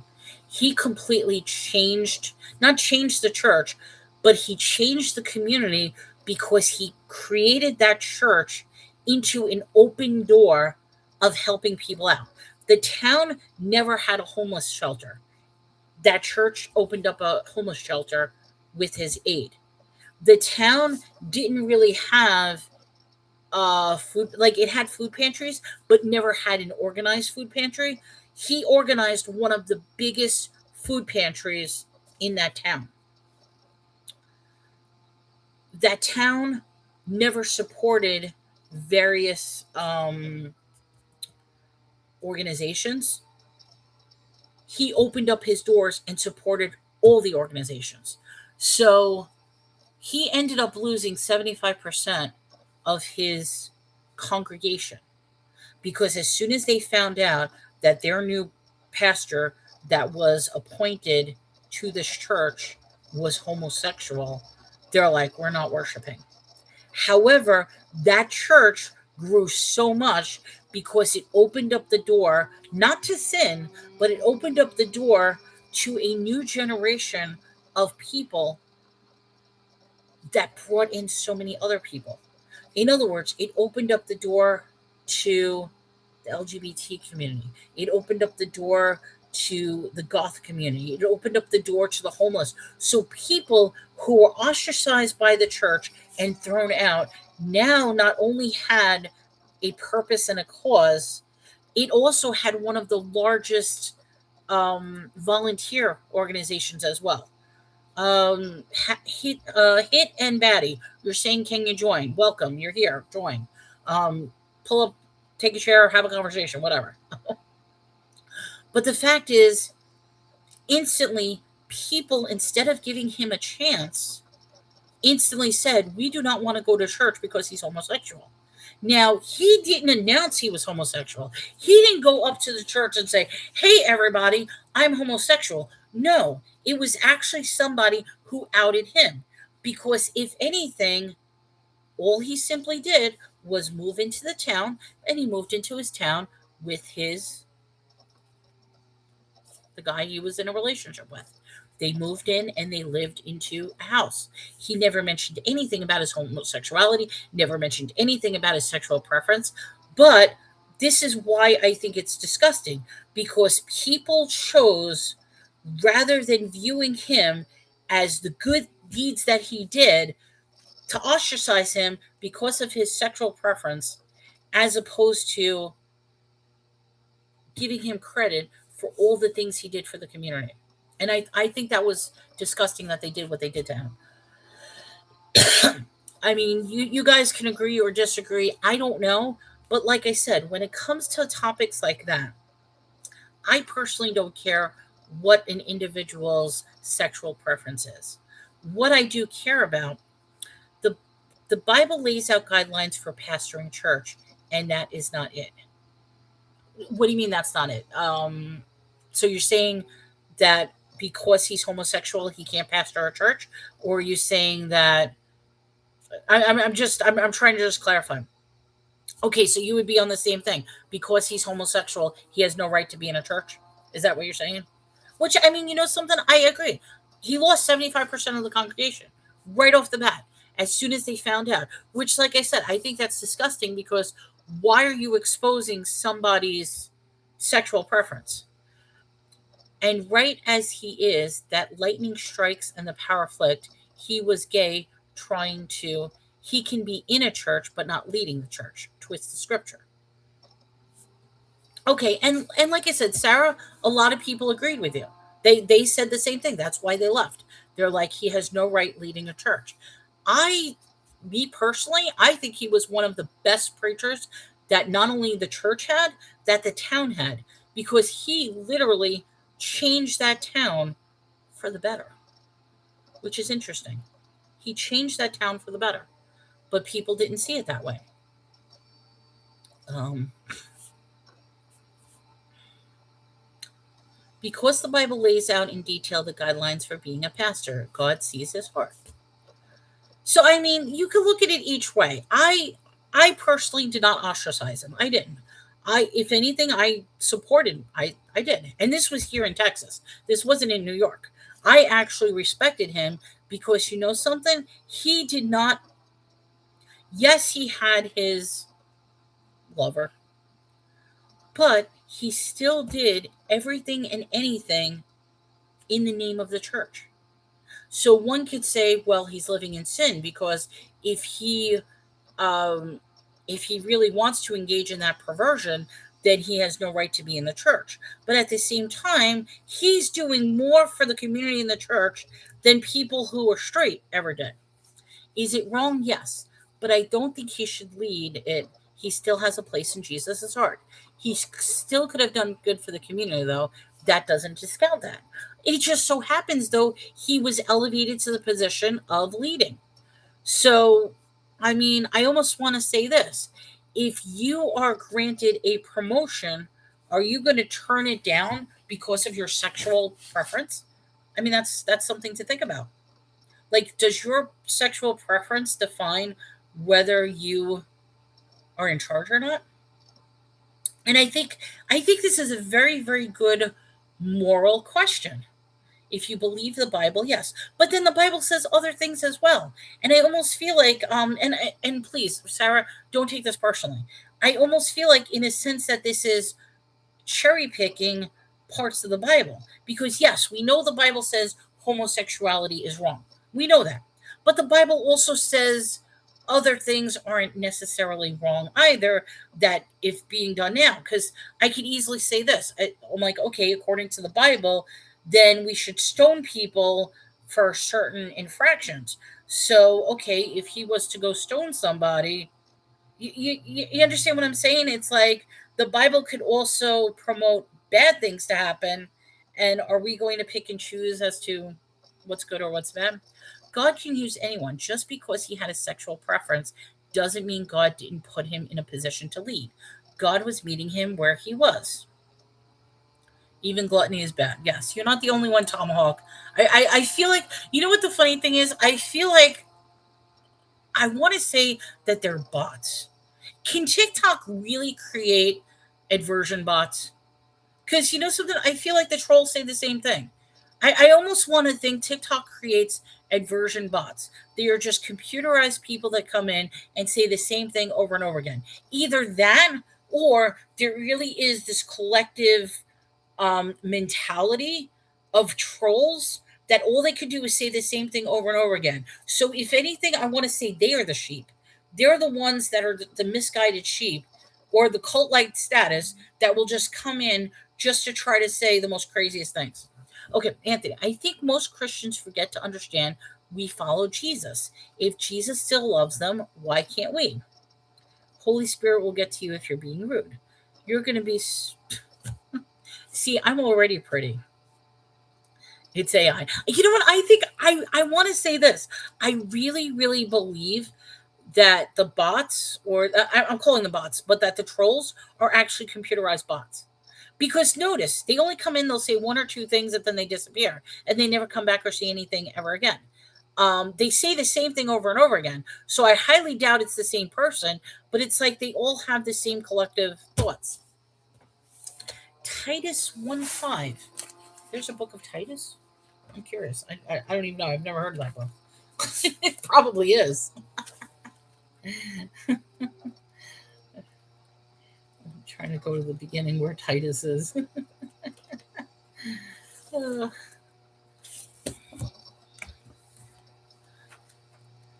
I gotta look through. I don't know where my. Is that New Testament or Old Testament? Oops. Look, guys.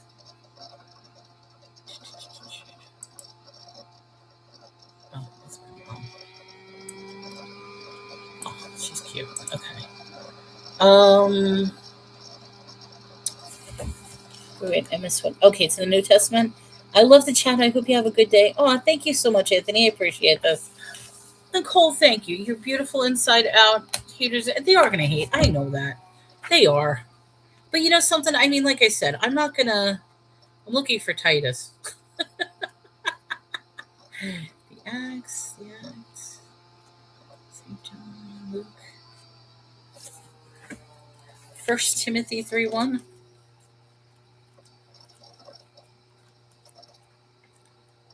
Does my book not even have it? It probably has it, and I keep missing it.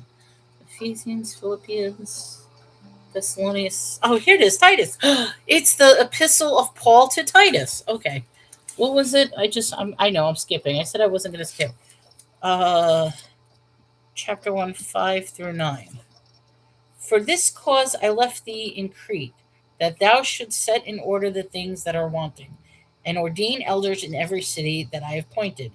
If any blameless, the husband of one wife having faithful children, not accused of riot or unruly. For a bishop must be blameless, as the steward of God, not self-will, not soon angry, not given to wine, no striker, not given to filthy lucre, but a lover of hospitality, a lover of good men, sober, just holy. Now, technically, hold on. Technically, you could say that a bishop has to be a lover of good men. That could be that could be a lover of good men. Holding fast in faithful word as he has been taught, that he may be able to be by sound doctrine both to exhort and to convince the gainsayers. For may be unruly and vain talkers and deceivers, specifically if they are of the circumcision. So okay, like Sarah, I find it interesting because all right. So the Bible's saying that in order to be a bishop, you have to be circumcised. One can misconstrue the Bible. A lover of good men. I mean, that can be taken very interesting, but excuse me. I love the chat. I hope you have a good day or night. Oh, thank you, Anthony. I'm on every single day. I will be back tomorrow. For the past 2 days, I had appointments, so I couldn't make it. But yeah, I'm here every day. They're both small books. The husband of one wife. That's what yours says. See, mine says a lover of good men. I the husband of Lover of good men is more brotherly love, but it specifies the husband of one wife. You read it out. I did read it out loud. It said the lover of good men.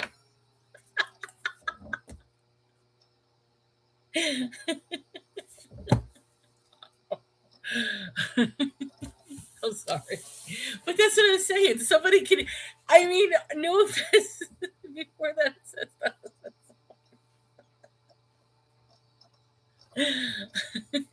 Before that, wait. I gotta go back to it. But do you see how that could easily be misconstrued? Like that could easily. Hold on, guys. I missed it. Where'd it go? Here, Titus.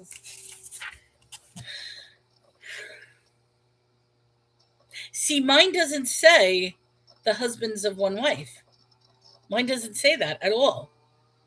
I'll go back to 7. For a bishop must be blameless as the steward of God, not self will, not soon to be angry, not given to wine, no strike, nor given to filthy lucre, but a lover of hospitality, a lover of good men, sober, just, holy, and temperate, holding fast the faithful word that he has been taught.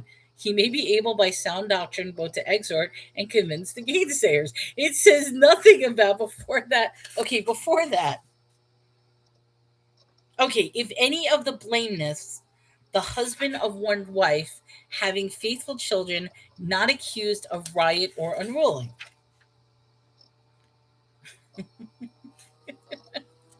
I read it.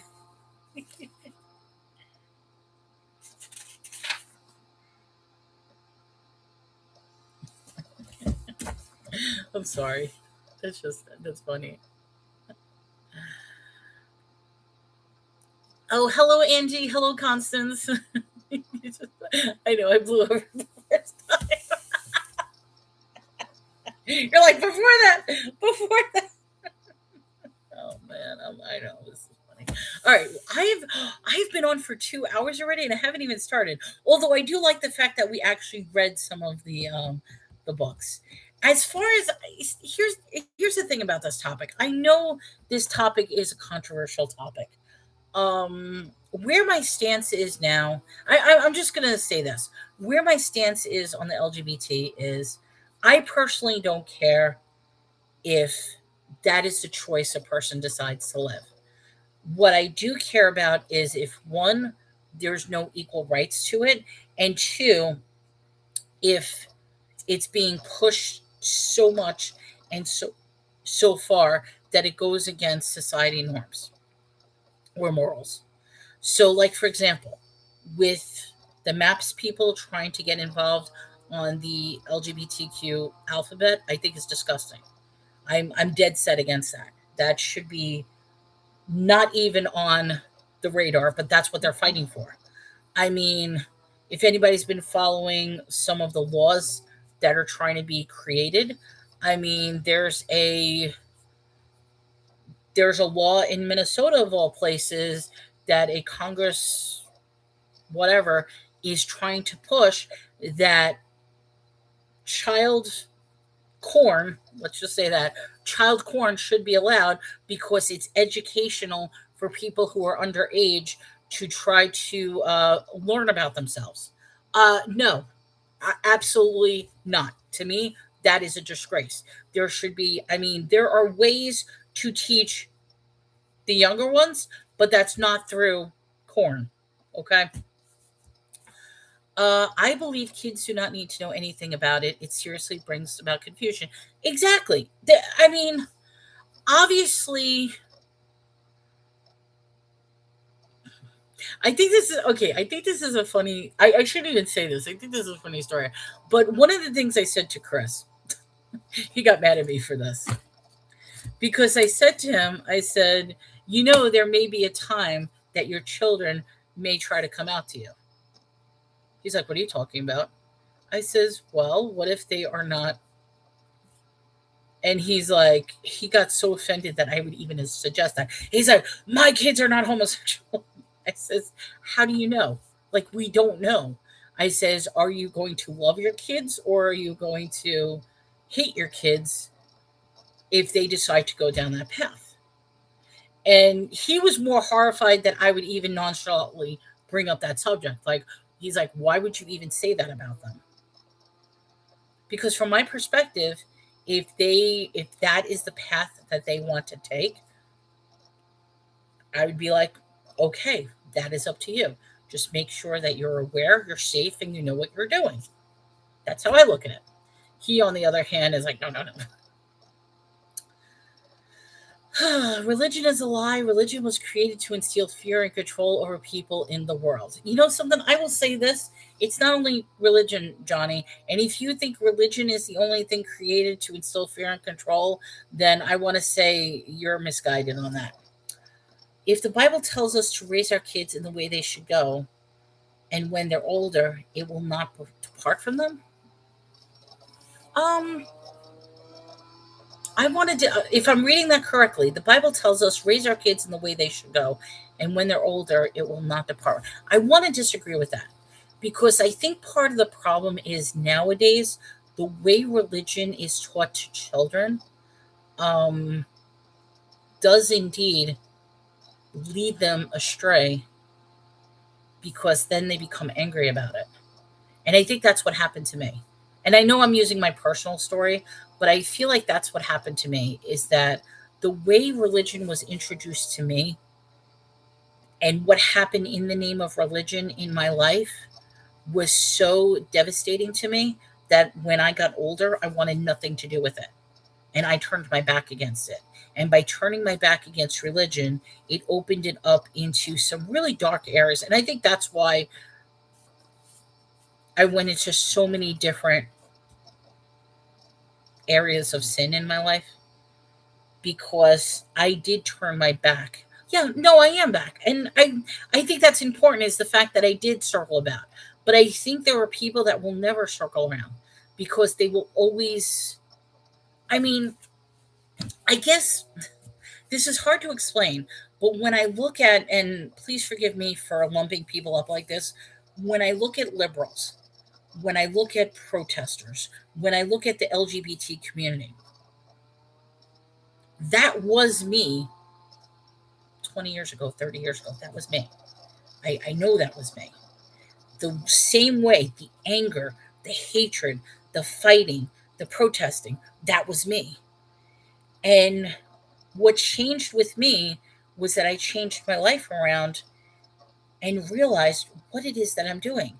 But yet, for people who are trapped in that mentality and never have the chance to change and never have a chance to get away, it makes me feel so. It's like I want to help them. I want to, but is it really my place to do that? I almost want to say that they're going to have to learn on their own and suffer the consequences. And that's the hard thing about it. We will always wait. Okay, wait. Hold on. Let me go back. Jesus died so we can have a relationship, not a religion. I like that. But you're back. I'm back. It's more about the word being sown into your heart. Look at you now. And you know something? I do look at myself now, and I'm in shock as to how things are different. I'm appreciative. I'm thankful. I'm loving, even in the terms of some of my things that I'm against. The fact is, I try to give everybody a chance. I try to open my heart up to everyone. I try to be that inclusive person because I realized with all the things that I was fighting for, I was separating myself and not being inclusive. Like when I was fighting for equality, but I was fighting for equality in the names of segregation. That's interesting if you think about that. It's more about the words being sown. Look at you now. That's the most important part. We will always make mistakes, but sometimes we walk the wrong path for a long time. But His word has been sown into the tablet of your heart. Pray for them. That's the best that they can do and love them through. Some people we have to love from a distance to create healthy boundaries for ourselves. Yes, and like I said, I'm not saying like in the conversation with his kids, I'm not saying that his kids are homosexuals. They're not. I just gave him the what if, like, what if they are? And it was a very, very interesting discussion. Um,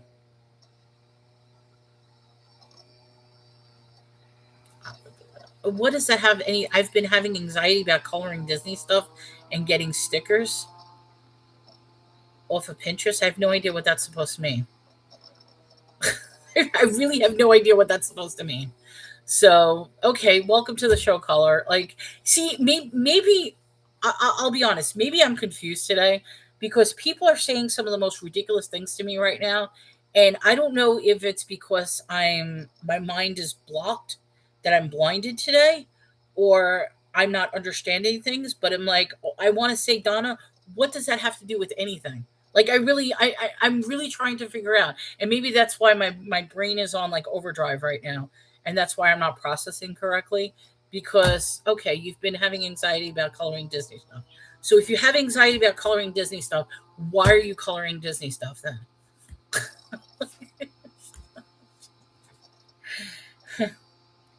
Have you heard negative things about Disney? Of course, Disney is evil.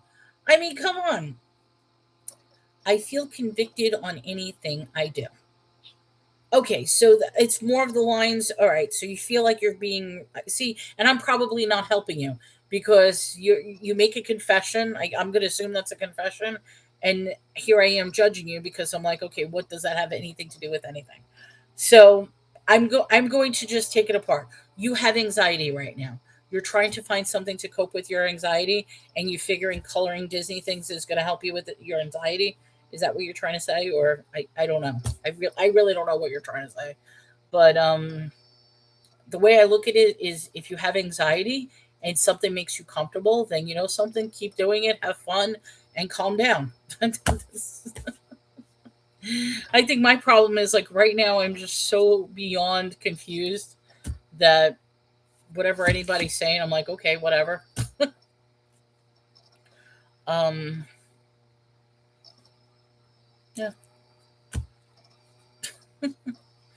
I want I want to Bible study on my iPad, but I feel like I'm stealing stickers on Pinterest. Hi, baby. I know I need attention. Instead of getting stickers, get a kitty cat, get a dog, get an animal, get something. Because you know something, I want to say animals. I have no idea what's going on either, Sarah. You ever had this point where like your brain just shuts down and like that's what I feel like. I feel like my brain paused and I'm like, okay. And it's like a weird simulation right now because my brain is on pause. And the reason my brain is on pause is we're having one conversation about homosexuality. We're having another conversation about Disney stickers. We're having another conversation about the gluttony of eating. And it's like, I'm confused. I'm confused. Um, God's love. He chastises those who he loves. There is probably something bigger there. Ask God for discernment. Like any hobby that I try to do, I feel like I can't do that. Stealing stickers. I'm confused. Okay, Donna, let me. Oh, yeah, Constance is my kitty. This is treasure. All right, Donna, I'm not, please no, I'm not putting you down. But this is what I'm going to say. The fact that you have a hobby is a good thing because there was a point in my life where if somebody asked me, what do I like doing? I couldn't answer. And the reason I couldn't answer is because I had no motivation for anything. I had no hobbies. I had no life. I had nothing. What I consumed myself with was work.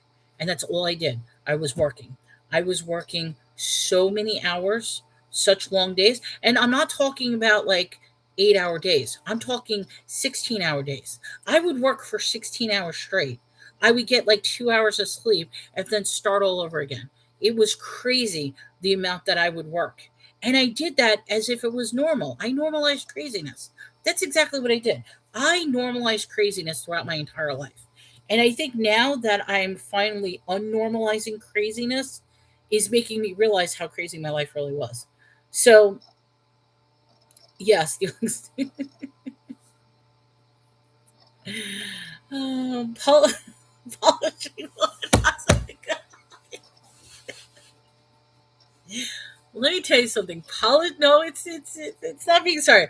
That was an experience I needed. I needed to polish wood because you know something. That was the first bad relationship that I broke free of, and it took me polishing wood for somebody else to break free. And you would have thought that would have been enough, but it turns out it isn't. Because what did I do? I did the same cycle of abuse. I immediately got back into another abusive relationship, and then another one, and then another one. And I think about all the times that I broke free, because then you can laugh at me because I never told about the second story that broke free from abusive relationship and what I did on that one. But we're not going to go on, not going to talk about that. But no, I mean, it's a good point. Yes, polishing wood was a hobby. I know I sound crazy. No, oh, don't worry, Donna. You, if you haven't noticed, my conversation is crazy as anything. It really is. So I think we all have our wonderful level of craziness. We really do. I think that's what the, hey baby, my little girl. She's so cute. Yeah, really cute. I know. She's sitting here. See this is see yeah, she's just right there. She's on my arm. That's all she wants. She wants attention. And now she bites me. You're gonna bite me? Seriously? We're all a little crazy around here. Exactly. That's exactly what we are. We are all crazy around here. Yeah. So I'm like waiting to do Bible study on my iPad. I'm getting them from Pinterest and putting. Okay, so actually, you know something? We've been talking for over 2 hours now. We probably should get to the Bible, shouldn't we? Into good notes, but that's considered stealing. So you steal stickers. You know something? I've I can't even say that you're stealing. If you're looking on Pinterest and you're finding things that you're finding joy in, is it really stealing? And you know something? If it is stealing, who cares? Everybody steals everything. It really have to go. Oh, take care, Constance. Thank you so much for being here. Have a great day, and I appreciate it. Yeah, I'm also streaming on live on YouTube, so if anybody's wondering who I'm talking to, Nicole, you got to get to bed. Aw, have a good night. You're working overnight now. Are you selling it or using it for personal use? Um. Oh, you mean the stickers? I keep getting this voice in my head. Would Jesus do it and feel so convinced, if anything? Um, you know something? You bring up a good point. There's that saying, "What would Jesus do?" And I want to know, is that something that Medea said, or did that come out beforehand? I don't know. But when people say, "What would Jesus do?" I often wonder if that's the best way to look at things. A part of me, oh, graveyard shit. You just did 12 hours graveyard. All right, go get some sleep. Have a good night, Nicole, and thank you for coming in. I often wonder if we should emulate what Jesus would do. What would Jesus do?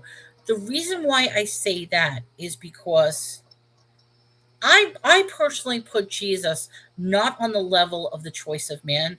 I put Jesus on the level of the divine.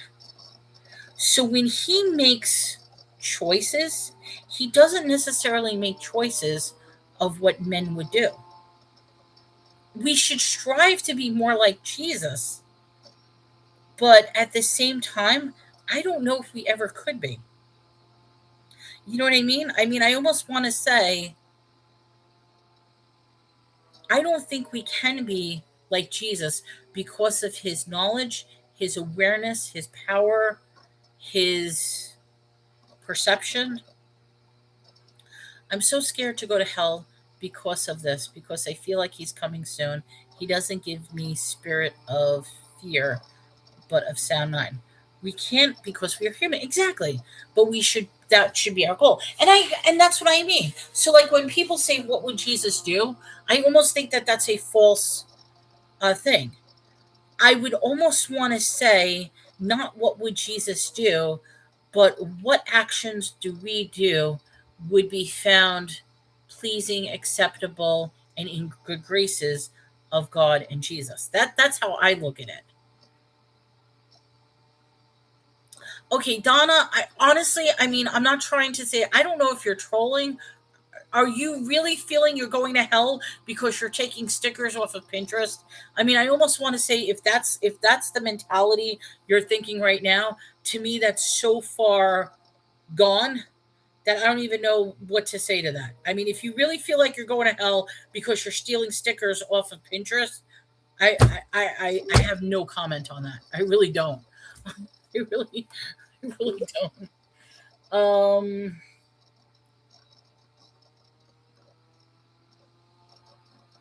what do you call a Hershey that disappeared? I have no idea. If you want to answer it, let's hear it. Go ahead. Varmos, throw it in the chat. What do you call a Hershey that disappeared? I'm catering to you. Let's hear it. Um,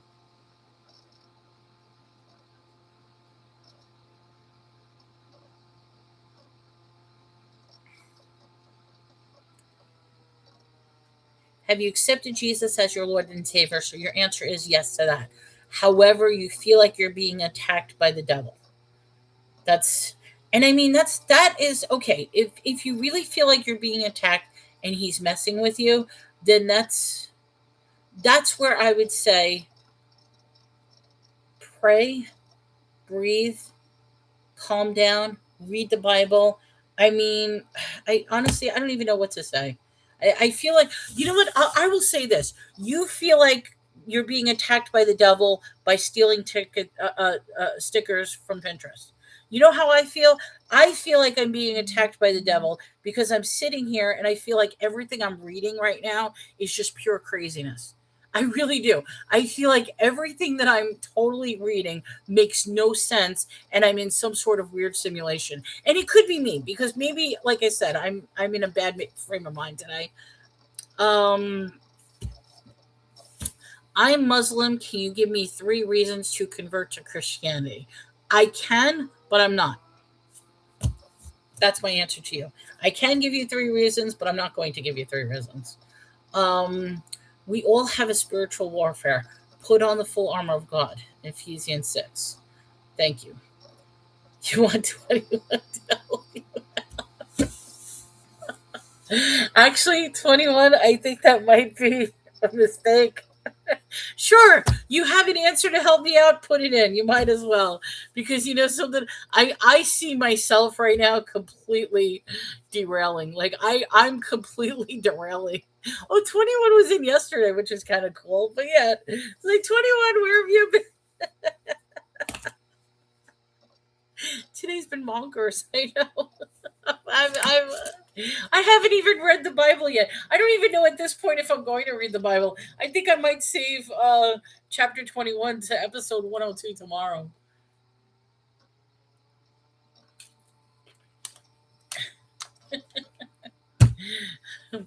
No, I meant during this bonkers conversation. This conversation has been bad. 21, just to catch you up, the conversation has been from everything from homosexuality to devil stickers to gluttony. What else have we talked? Did you see the video of the Marine being dragged out of the Capitol Hill? Yes, and supposedly he broke his arm. They're saying that the senator broke his arm, but then other people are saying that the police officer broke his arm and whatever. So I've been listening to some 2 different kinds of devil stickers. Turn the TV off. Just turn it off. It's all lies, right? Yeah, so that's exactly what you're going to say. It's all lies. Uh, I'm at the point. This is what I'm going to say. I am at the point where the news. I'm numb to the news. I really am completely numb. I'm still laughing about your NYC stickers, my New York City. Wait, did I do something about the stickers? I don't know. What I was telling you about this. Okay, now I know what you're talking about.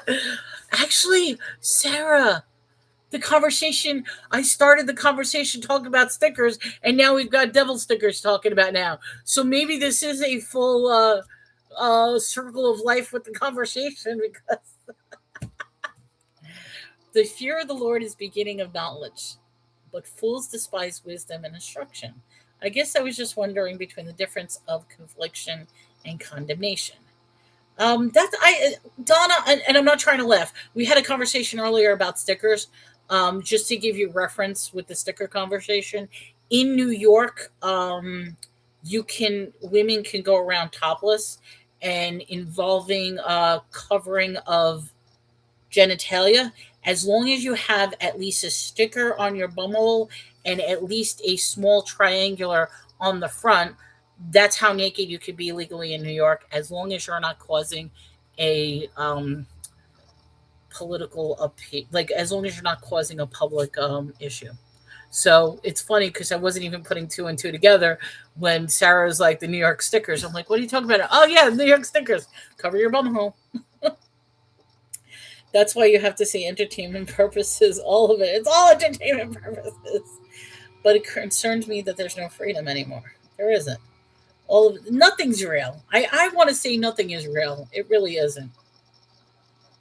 What if you have to go potty? Well, you go into the bathroom, you pull the sticker off, you put another sticker on. It only needs a little sticker. That's it. Oh my god. That's all you need. Yeah, you're gonna have to have backup stickers.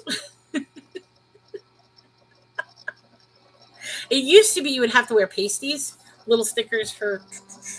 But like I said, it's legal to go topless in New York. You don't need pasties anymore. But I think in other states you do need pasties. I don't know. I haven't followed the Texas law. Like I haven't had the desire to walk around Texas naked, so I don't know what the Texas law is. I think they would just arrest me on the spot, because if I was walking around naked the way I look, nobody would want to see me.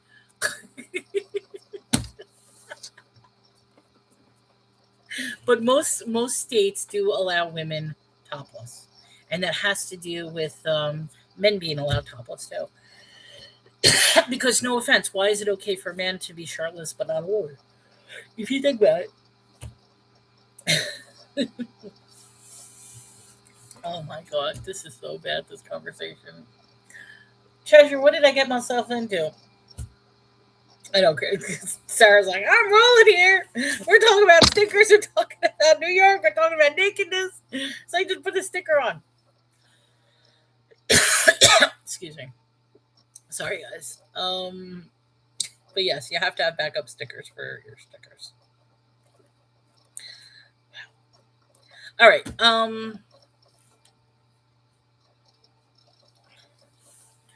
Donna, I want to go back to your question. You're wondering the difference between confliction and condemnation. And you know something? I have that same question. I really do. And I want to see what Google has to say. I'm just curious. I want to see what it has to say. I hate using Google, but sometimes it says. All right, so conviction shows you the answer, the blood of Jesus, which washes away sin, while condemnation shows you the problem, the sin, the past, your failures. Condemnation shows you the problem, but conviction shows you the answer. Condemnation shouts, your past, your sins, you loser. That's what AI came up with. Condemnation comes from Satan, and it's meant to tear you down.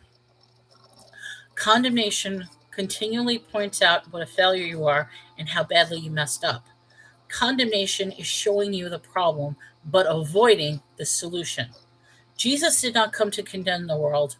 John 12:47. There is no condemnation in Christ, Jesus, Romans 8:1.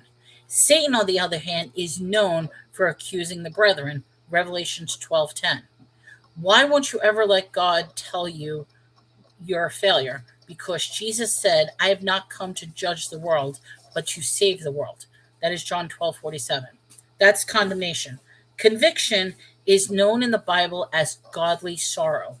God's word tells us that godly sorrow is what leads to repentance. Romans 2:4. Condemnation tells you you are such a failure. Look at what you did, while conviction tells you, come to me and I will forgive you. Not only is God willing to forgive your sins, but he longs deeply desires to do so. Isaiah 30:18. Therefore the Lord longs to be gracious to you, and therefore he waits on high to have compassion to you. For the Lord is a God of justice. How blessed are those who have longed for him.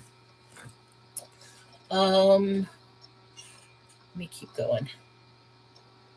Okay. Condemnation is more shameful, and there is no condemnation for those in Jesus Christ. Wait, oh God. Okay, whatever. Hold on one second. I got a message. Let me just see what this message is. Hold on.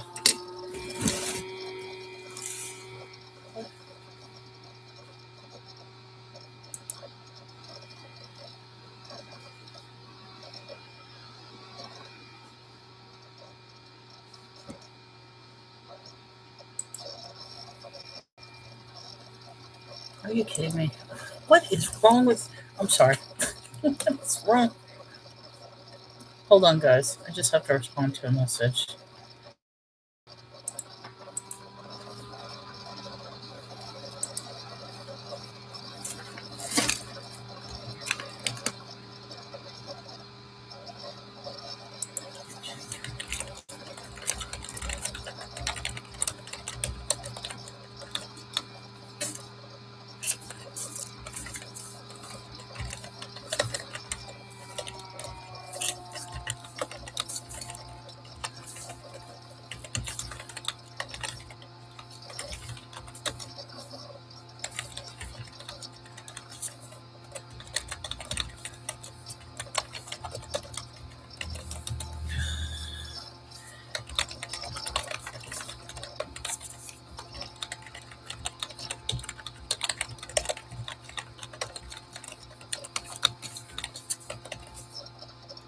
Okay, sorry about that. Had to respond to a ridiculous message. You know something? You know what? I probably shouldn't have responded to that message because I am in such a bad mood right. Well, not that I'm in a bad mood, but it's like I really feel like I'm in a simulation right now of craziness. I really, I really am in a simulation of craziness right now. I think this is so hilarious. Hold on, guys. All right, so. All right. So as far as coloring Disney stuff, I do the color by number, and I feel I can't even do that. Now, okay, so you do the cover. Why do you feel like you can't even do that? You is it you can't do that because you are not finishing it because somebody's telling you you can't do that because you're feeling judged? I mean, Donna, I don't understand. I really like. I have no idea what you're trying to say. If you feel uncomfortable coloring Disney stuff, then don't color Disney stuff. If somebody's telling you you shouldn't be doing it, okay, then why are you listening to them? I mean, do what makes you feel happy. I don't think God would give me the spirit of fear in anything I try to do.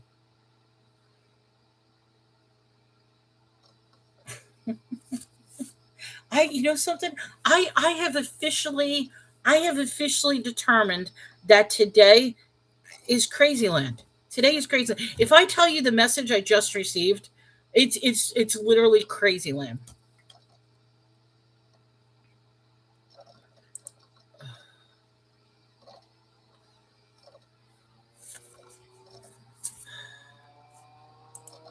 It's Crazyland. It is beyond Crazyland right now. Wow. I'm sorry, guys. Scales. What is scales? Oh, oh, Scales is asking me that question. That's another crazy question. Okay, whatever.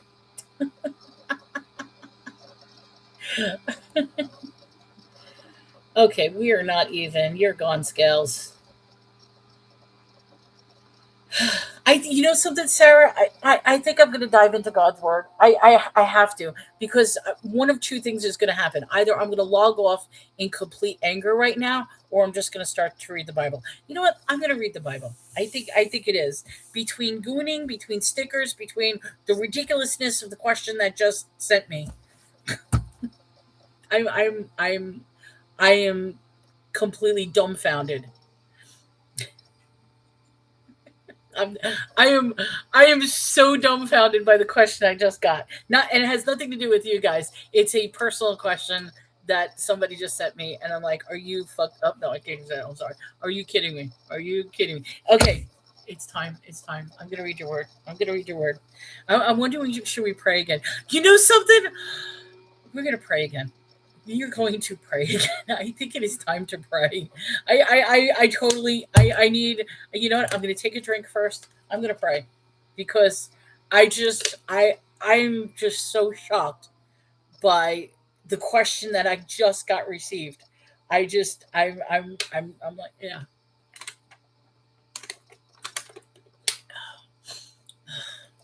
I'm shocked.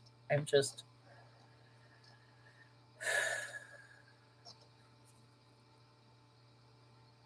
oh, no, no, Donna, not your question. No, no, no, not your question. No, I got a question on Facebook that somebody just asked me, and I'm just beyond. And I think I just gave them the most nastiest response that I probably shouldn't have. But you know something, I cannot handle this level of craziness. Like, this is this level of craziness. So it is like beyond. I'm at the point that people, it is beyond crazy what people are doing right now to me. It is. So I gotta laugh. All right, let's get to it. Let's say a prayer. We're absolutely saying a prayer. I know I said a prayer earlier. I'm saying another prayer because I am going to wish and pray to purge this negativity. So if anybody wants to pray with me, please pray with me. If you guys don't pray, then you know something. Just take a time to center yourself. Take a deep breath, and so I'm going to say another prayer. Dear Heavenly Father, I am praying to you humbly. I am praying to you. I can't even, I don't even know what to say. Oh my God. Okay. I'm, dear Heavenly Father, I come to you with thankfulness and humbleness, because right now I am so blinded by my confusion. I am so blinded by the craziness that's going on right now that I need help. Please grant me your wisdom. Please grant me clarity. Please grant me that chance to calm down, to focus, and to worship you. Please allow me the chance to understand. I'm going to be reading your word. Please allow clarity, understanding, and discernment. Please do not allow any negativity to cloud our judgment, to cloud this live, or any negativity to get in the way. I ask that if there's anybody out there who requires prayer, understanding, help, and guidance, that you please shield them, protect them, and send all your love and guidance their way. In Jesus' name, amen. Okay. Um, Roki, I have no idea what you're saying. All right, Roki, you're gone. You are gone. You are completely gone. Um, I have no idea who Sherman and Jill is, but welcome to the show. So I'm just,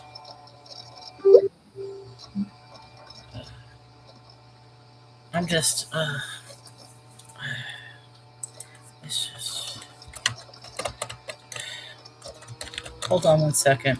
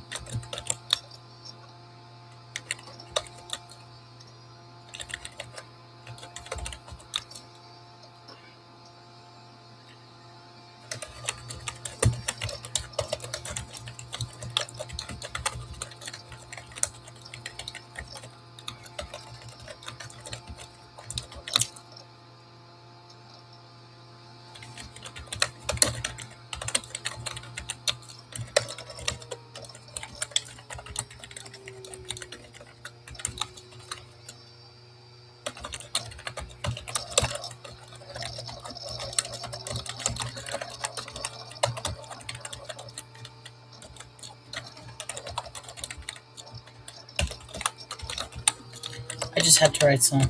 Okay. Sorry. No, Donna, you didn't stress me out. No, I will tell you, you guys are gonna think I'm crazy. You guys can think I'm crazy. What I'm stressed out about is I receive a letter from. Actually, I shouldn't even say it. I'm sorry. I'm not even going to say it. I'm stressed out about something else. So I'm just addressing it. I'm not even going to address it, but it's. But no, you didn't stress me out. What confused me earlier, Donna, seriously, which I feel bad about. I'll tell you what I feel bad about in your respect, if you don't mind me saying, is the fact that right now I feel like you're going through a spiritual crisis. You told me you have anxiety. You told me you feel like you're being attacked. You told me that you don't know what to do, and you even asked about the difference between conviction and condemnation. And you know something, to me that is wonderful that you're reaching out. I feel bad because instead of me helping you or giving advice, I'm probably doing the very thing that your anxiety is. I'm probably attacking you in my own personal way. And the reason I'm attacking you is because right now I am so confused. I feel like everything right now is like a complete, like, what the hell is going on right now? Like, that's how I feel. And that's why I prayed. I prayed because I wanted understanding, I wanted clarity, I wanted to purge this negativity. And as you feel stressed and attacked, in a way I'm feeling stressed and attacked as well. But it has nothing to do with each other. It has nothing to do with your case. I was more confused about, but you didn't stress me out. I was more confused about what you were talking about, because when you were saying you were coloring with Disney, I'm like, Brendan says, keep doing what you're doing. God is good.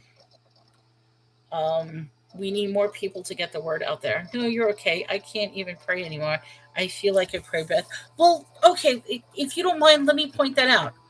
Why do you feel like you pray bad things? Like, okay, analyze, what are you doing that makes you feel like you're praying for bad things?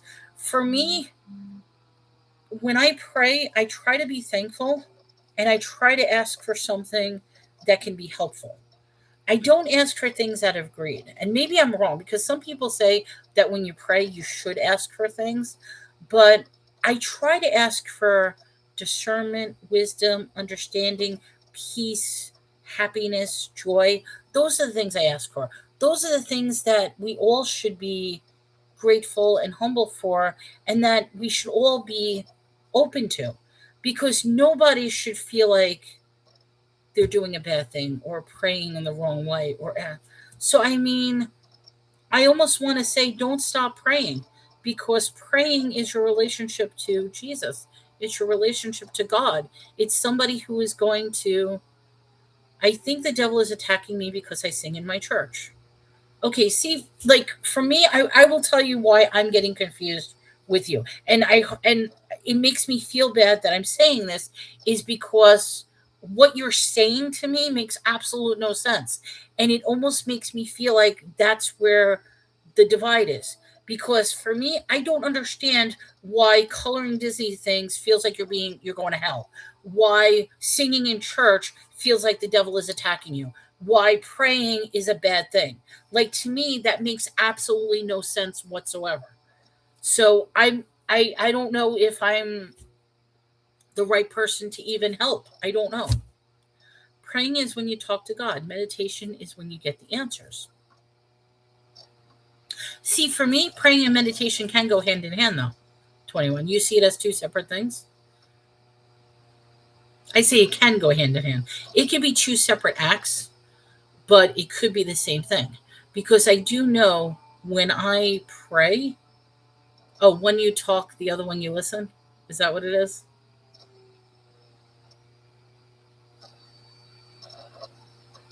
When you talk, God. You make it sound so sarcastic.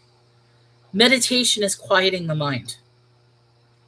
Like, for me, like, sometimes that's tough to quiet my mind. In certain times, I say to Chris that there are certain occasions when to shut off my mind. That's the most beautiful thing, is when I can finally shut off my mind.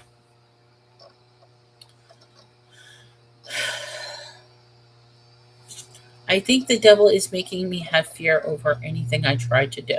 Well, something, if you're trying to do something, that means you're changing something. So change is always good and change is always fearful. When you do something completely different, and if you do something out of the ordinary, then yes, it is going to be fearful. It is going to be changed. People, I mean, I almost want to say, when it comes to the devil, if we even want to talk about evil or this, I feel like the devil doesn't want you to do anything new or different, doesn't want you to be happy, doesn't want you, the devil wants you to be subservient, in control, in a fearful mode, not able to move. I mean, that's how they want to manipulate. So if everything you're doing is fearful, then I want to say, why are you doing fearful things? Do something to make you happy, not fearful. I don't know what that means. Liz says, "Hey, hope you're okay." Hey, Liz. Yeah, I'm hanging in there. Um, you choose fear because fear isn't real. The devil and God are the same person. You. Ooh, think positive, not negative. I mean, I'll be honest. Changing your mind frame and changing the way you think is the start of it. It really is. But I don't know. I don't know. I really don't know. It is 21. It is all in the mindset. It absolutely is. It really is all in the mindset. And the problem is when your mind is skewed, and anxiety does that. I really believe when it comes to anxiety that it is an attack from the devil or attack from evil or something. And you could say, oh, it's an attack from our own personal thing, but obviously something is causing us to attack ourselves. Every time I try to find a new hobby, I just think I can't do it. Well, that's what you think you can do it. Start actually doing it and you'll do it. You can be powerful or you can be pitiful, but you can't be both. So I go on to something else that I can't do either. Anxiety is misplaced identity. I'll agree with you on that one. Anxiety is misplaced identity. There's a great um I love, if anybody, I almost want to say this. They came out with Dune with Timothy Chalamet and Zendaya. I don't like the new Dune. I'll admit that. I am the original Dune. But if anybody follows Dune by Frank Herbert, and there is a fear, the litany of fear. I think that's one of the most important mantras that you could say to yourself. And if you look it up, it's called the Bene Gesserit Litany of Fear. And it goes to say that you must not fear because fear is the mind killer. You laugh at fear. Yeah, fear is the mind killer.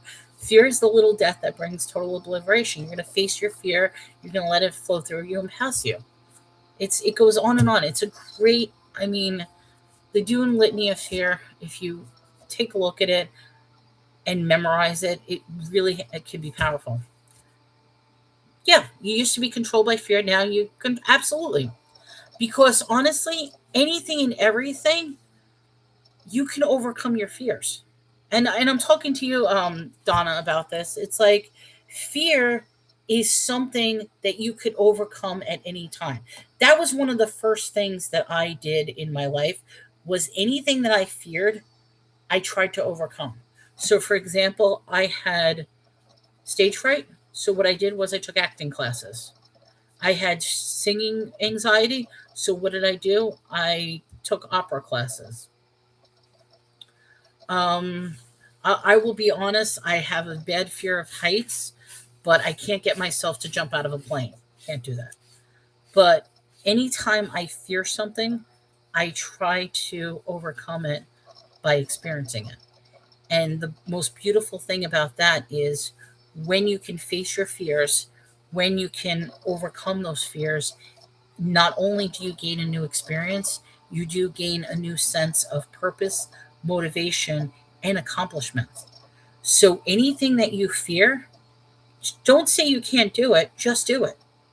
Go to something else and do it. Don't be fearful of it, just do it.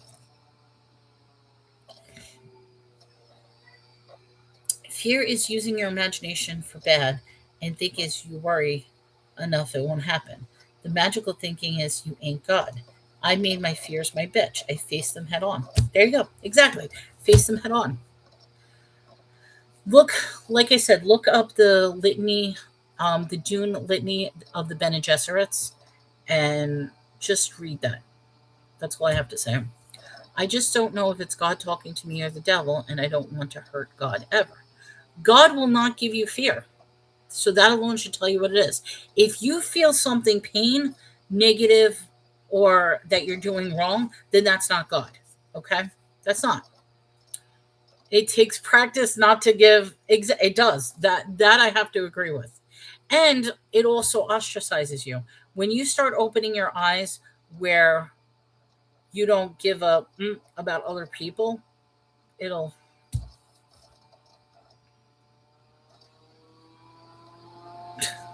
I should probably read the Bible. It's the exact opposite of what you said. You know something? Anything in the Bible can promote any agenda, no matter what your goal is. If you want to promote hate, you can find it in the Bible. If you want to promote misery, you can find it in the Bible. Anything you want to promote, you can find it in the Bible. You can. I wasn't sent here to make friends. Oh, 21, we're not your friends.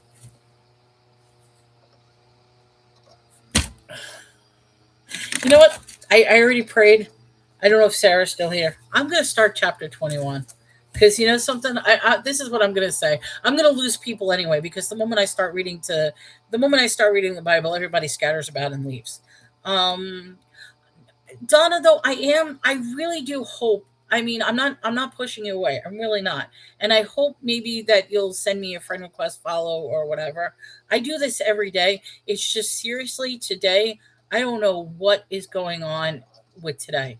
I feel like today is being such a weird attack on everything. It really, I don't know what's going on. It's so messed up right now. It is. It's so it's so messed up. All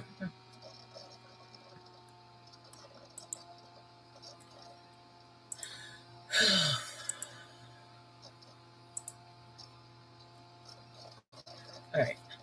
I've been cleaning a hoarder's. Oh, you know something? I've done that before too. I will. Okay, I'm going to tell you a story, and then I'm going to read the Bible. Um, my ex, and I think one of one of my exes was the trifecta. He was autistic, he was schizophrenic, he was bipolar, and he allowed his house to get disgusting, completely disgusting. And the crazy thing about me is I decided to move in with him. I don't know why I moved in with him. I moved in with him because I was having trouble and I realized I was trying to fix somebody else instead of fixing myself. I think that's what the problem was. I was trying to fix somebody else instead of fixing my else. And I decided to fix somebody who cannot be fixed, which was me setting an impossible goal for myself because I'm notorious for doing that. I set impossible goals for myself so I will never be able to achieve it. So this way I can punish myself for not achieving it. And I know that's what I do. I do that all the time. So in his sense, I started cleaning his house. And I cleaned and cleaned and cleaned. I mean, I spent months cleaning that house. And each day he just made it worse and worse and worse. And what ended up happening was I had to leave him for a short time because my house I was getting a new roommate. Somebody was so I went back to my house for 2 weeks to set up the house for the new tenant. So I had to do that. When I returned back to his house and saw what he did to the house in 2 weeks, like all the cleaning I did and everything that I did for that house, I ended up and you know what I said? I made the mistake. I did the mistake because I was so upset and so angry that I flat out said to him, I'm like, do you even love me? Like, that's what I said to him. I said, and when he said no, like, my world crumbled down. Like, I stayed in that relationship because I thought he loved me. I was there in the relationship because I thought it was based on love. And it wasn't based on love. In fact, I don't even know why the hell I was in that relationship because I thought it was reciprocal. I loved him, so I was cleaning his house out of love. Well, it turns out he didn't love me. So I'm like, what the hell are we doing in a relationship if there's no love, there's no intimacy, there's nothing? Why am I here? So when you say about like you've been cleaning a hoarder's house for 4 weeks, I know exactly what it is to be in that level of dirt and depravity and sin and depression, because that's exactly what it was. Is they let themselves go so far where they cannot see the respect and cleanliness of their house. I mean, this is kind of funny. I know, like, this room, I say to Chris that this room to me is a mess because I have that problem. Not that I have the hoarder mentality, but at the same time, I go through so many boxes. I mean, you see those boxes out there. It appears like it's the same boxes over and over. Well, no, what ends up happening is I'm constantly rotating things because I sell things for a living. So what happens is I buy things, I list it, I put it in the box, I inventory, and I'm constantly moving boxes and moving stuff and bringing stuff in. But it's like when it gets to the point where people do not care about themselves and people just let themselves go and let their house, I mean, when when I start getting into my cleaning phase, like Chris knows that when I start getting into cleaning mode, that's a bad thing. I mean, I clean the house every day anyway, but when I start doing a deep dive where I start ripping apart the house to clean, he knows that I'm upset and something's wrong. So I think I have to be careful. I really do. Wow. But 21, I hope I hope you are helping the person that is the hoarder. I mean, I don't know if it's due to, I don't know the circumstances of why you're cleaning, if it's that you were hired, or if it's because of a death or something like that, or if it's just something you're doing. But doing that kind of job is so, it takes a toll on a person. It really does. Yeah. Having to clean another person's mess. Anyway, I don't even know where to begin. You know what? I've been on for over 3 hours. I'm thinking of ending here. Is that going to be crazy if I say hi, baby?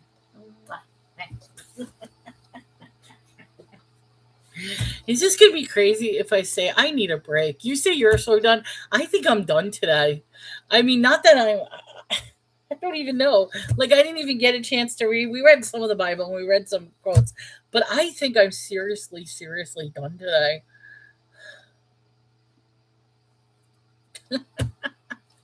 Well, see, she's just like, yikes. What are you yiking about?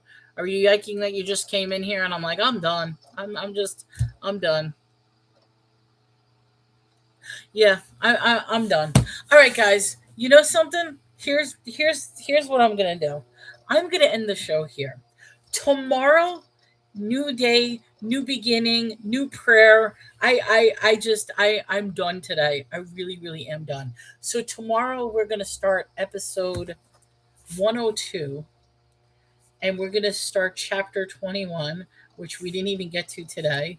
And tomorrow will be on 36. How does that sound? So, you know what's going to happen? I'm going to put my little bookmark here. I'm going to end it here. Plus, I have to go to the bathroom. His mercies are new every day. No, I know that. And you know something? I'm not trying to, I'm realizing, considering after what I just said to the other person, that I probably shouldn't have said this. Um, I'm just today. I think my mind frame is not in the right mind frame, but that is okay. You know what? I'm not in the right mind. I'm not in the right mind frame, and sometimes that can happen, but that's okay because you know something. I'm going to clean. I'm going to do laundry. I'm going to do my normal day. And I think tomorrow I'll come back and we can have a discussion. But I do want to thank everybody. I mean, like I said, today's discussion, it went in a lot of different directions. And Donna, I do hope, and I hope people reach out to Donna. Um, I do hope things will get better because it's never good when you're in an anxious moment and you have fear in your life. I always say, overcome your fears, breathe through it, get through it, just you, because yeah, God does not give you fear, even though you should probably be fearful of disobeying Him. But God is not the cause of fear. If you're fearing things and afraid to move and afraid to do things, that's not God. That's you attacking yourself and the devil attacking you. So follow your passions, follow your hobbies, do the things you love to do.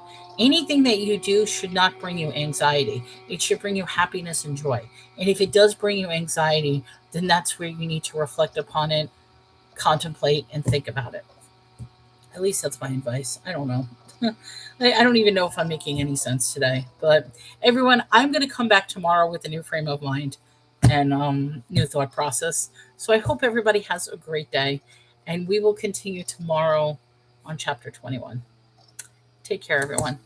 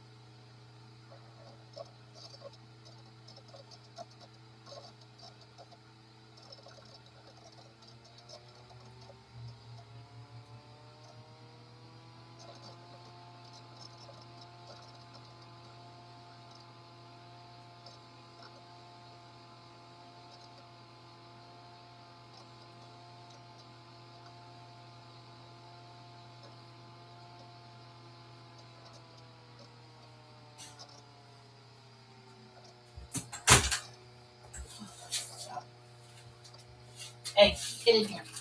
Treasure, get in here. Oh, sorry, guys. I forgot to shut off my live.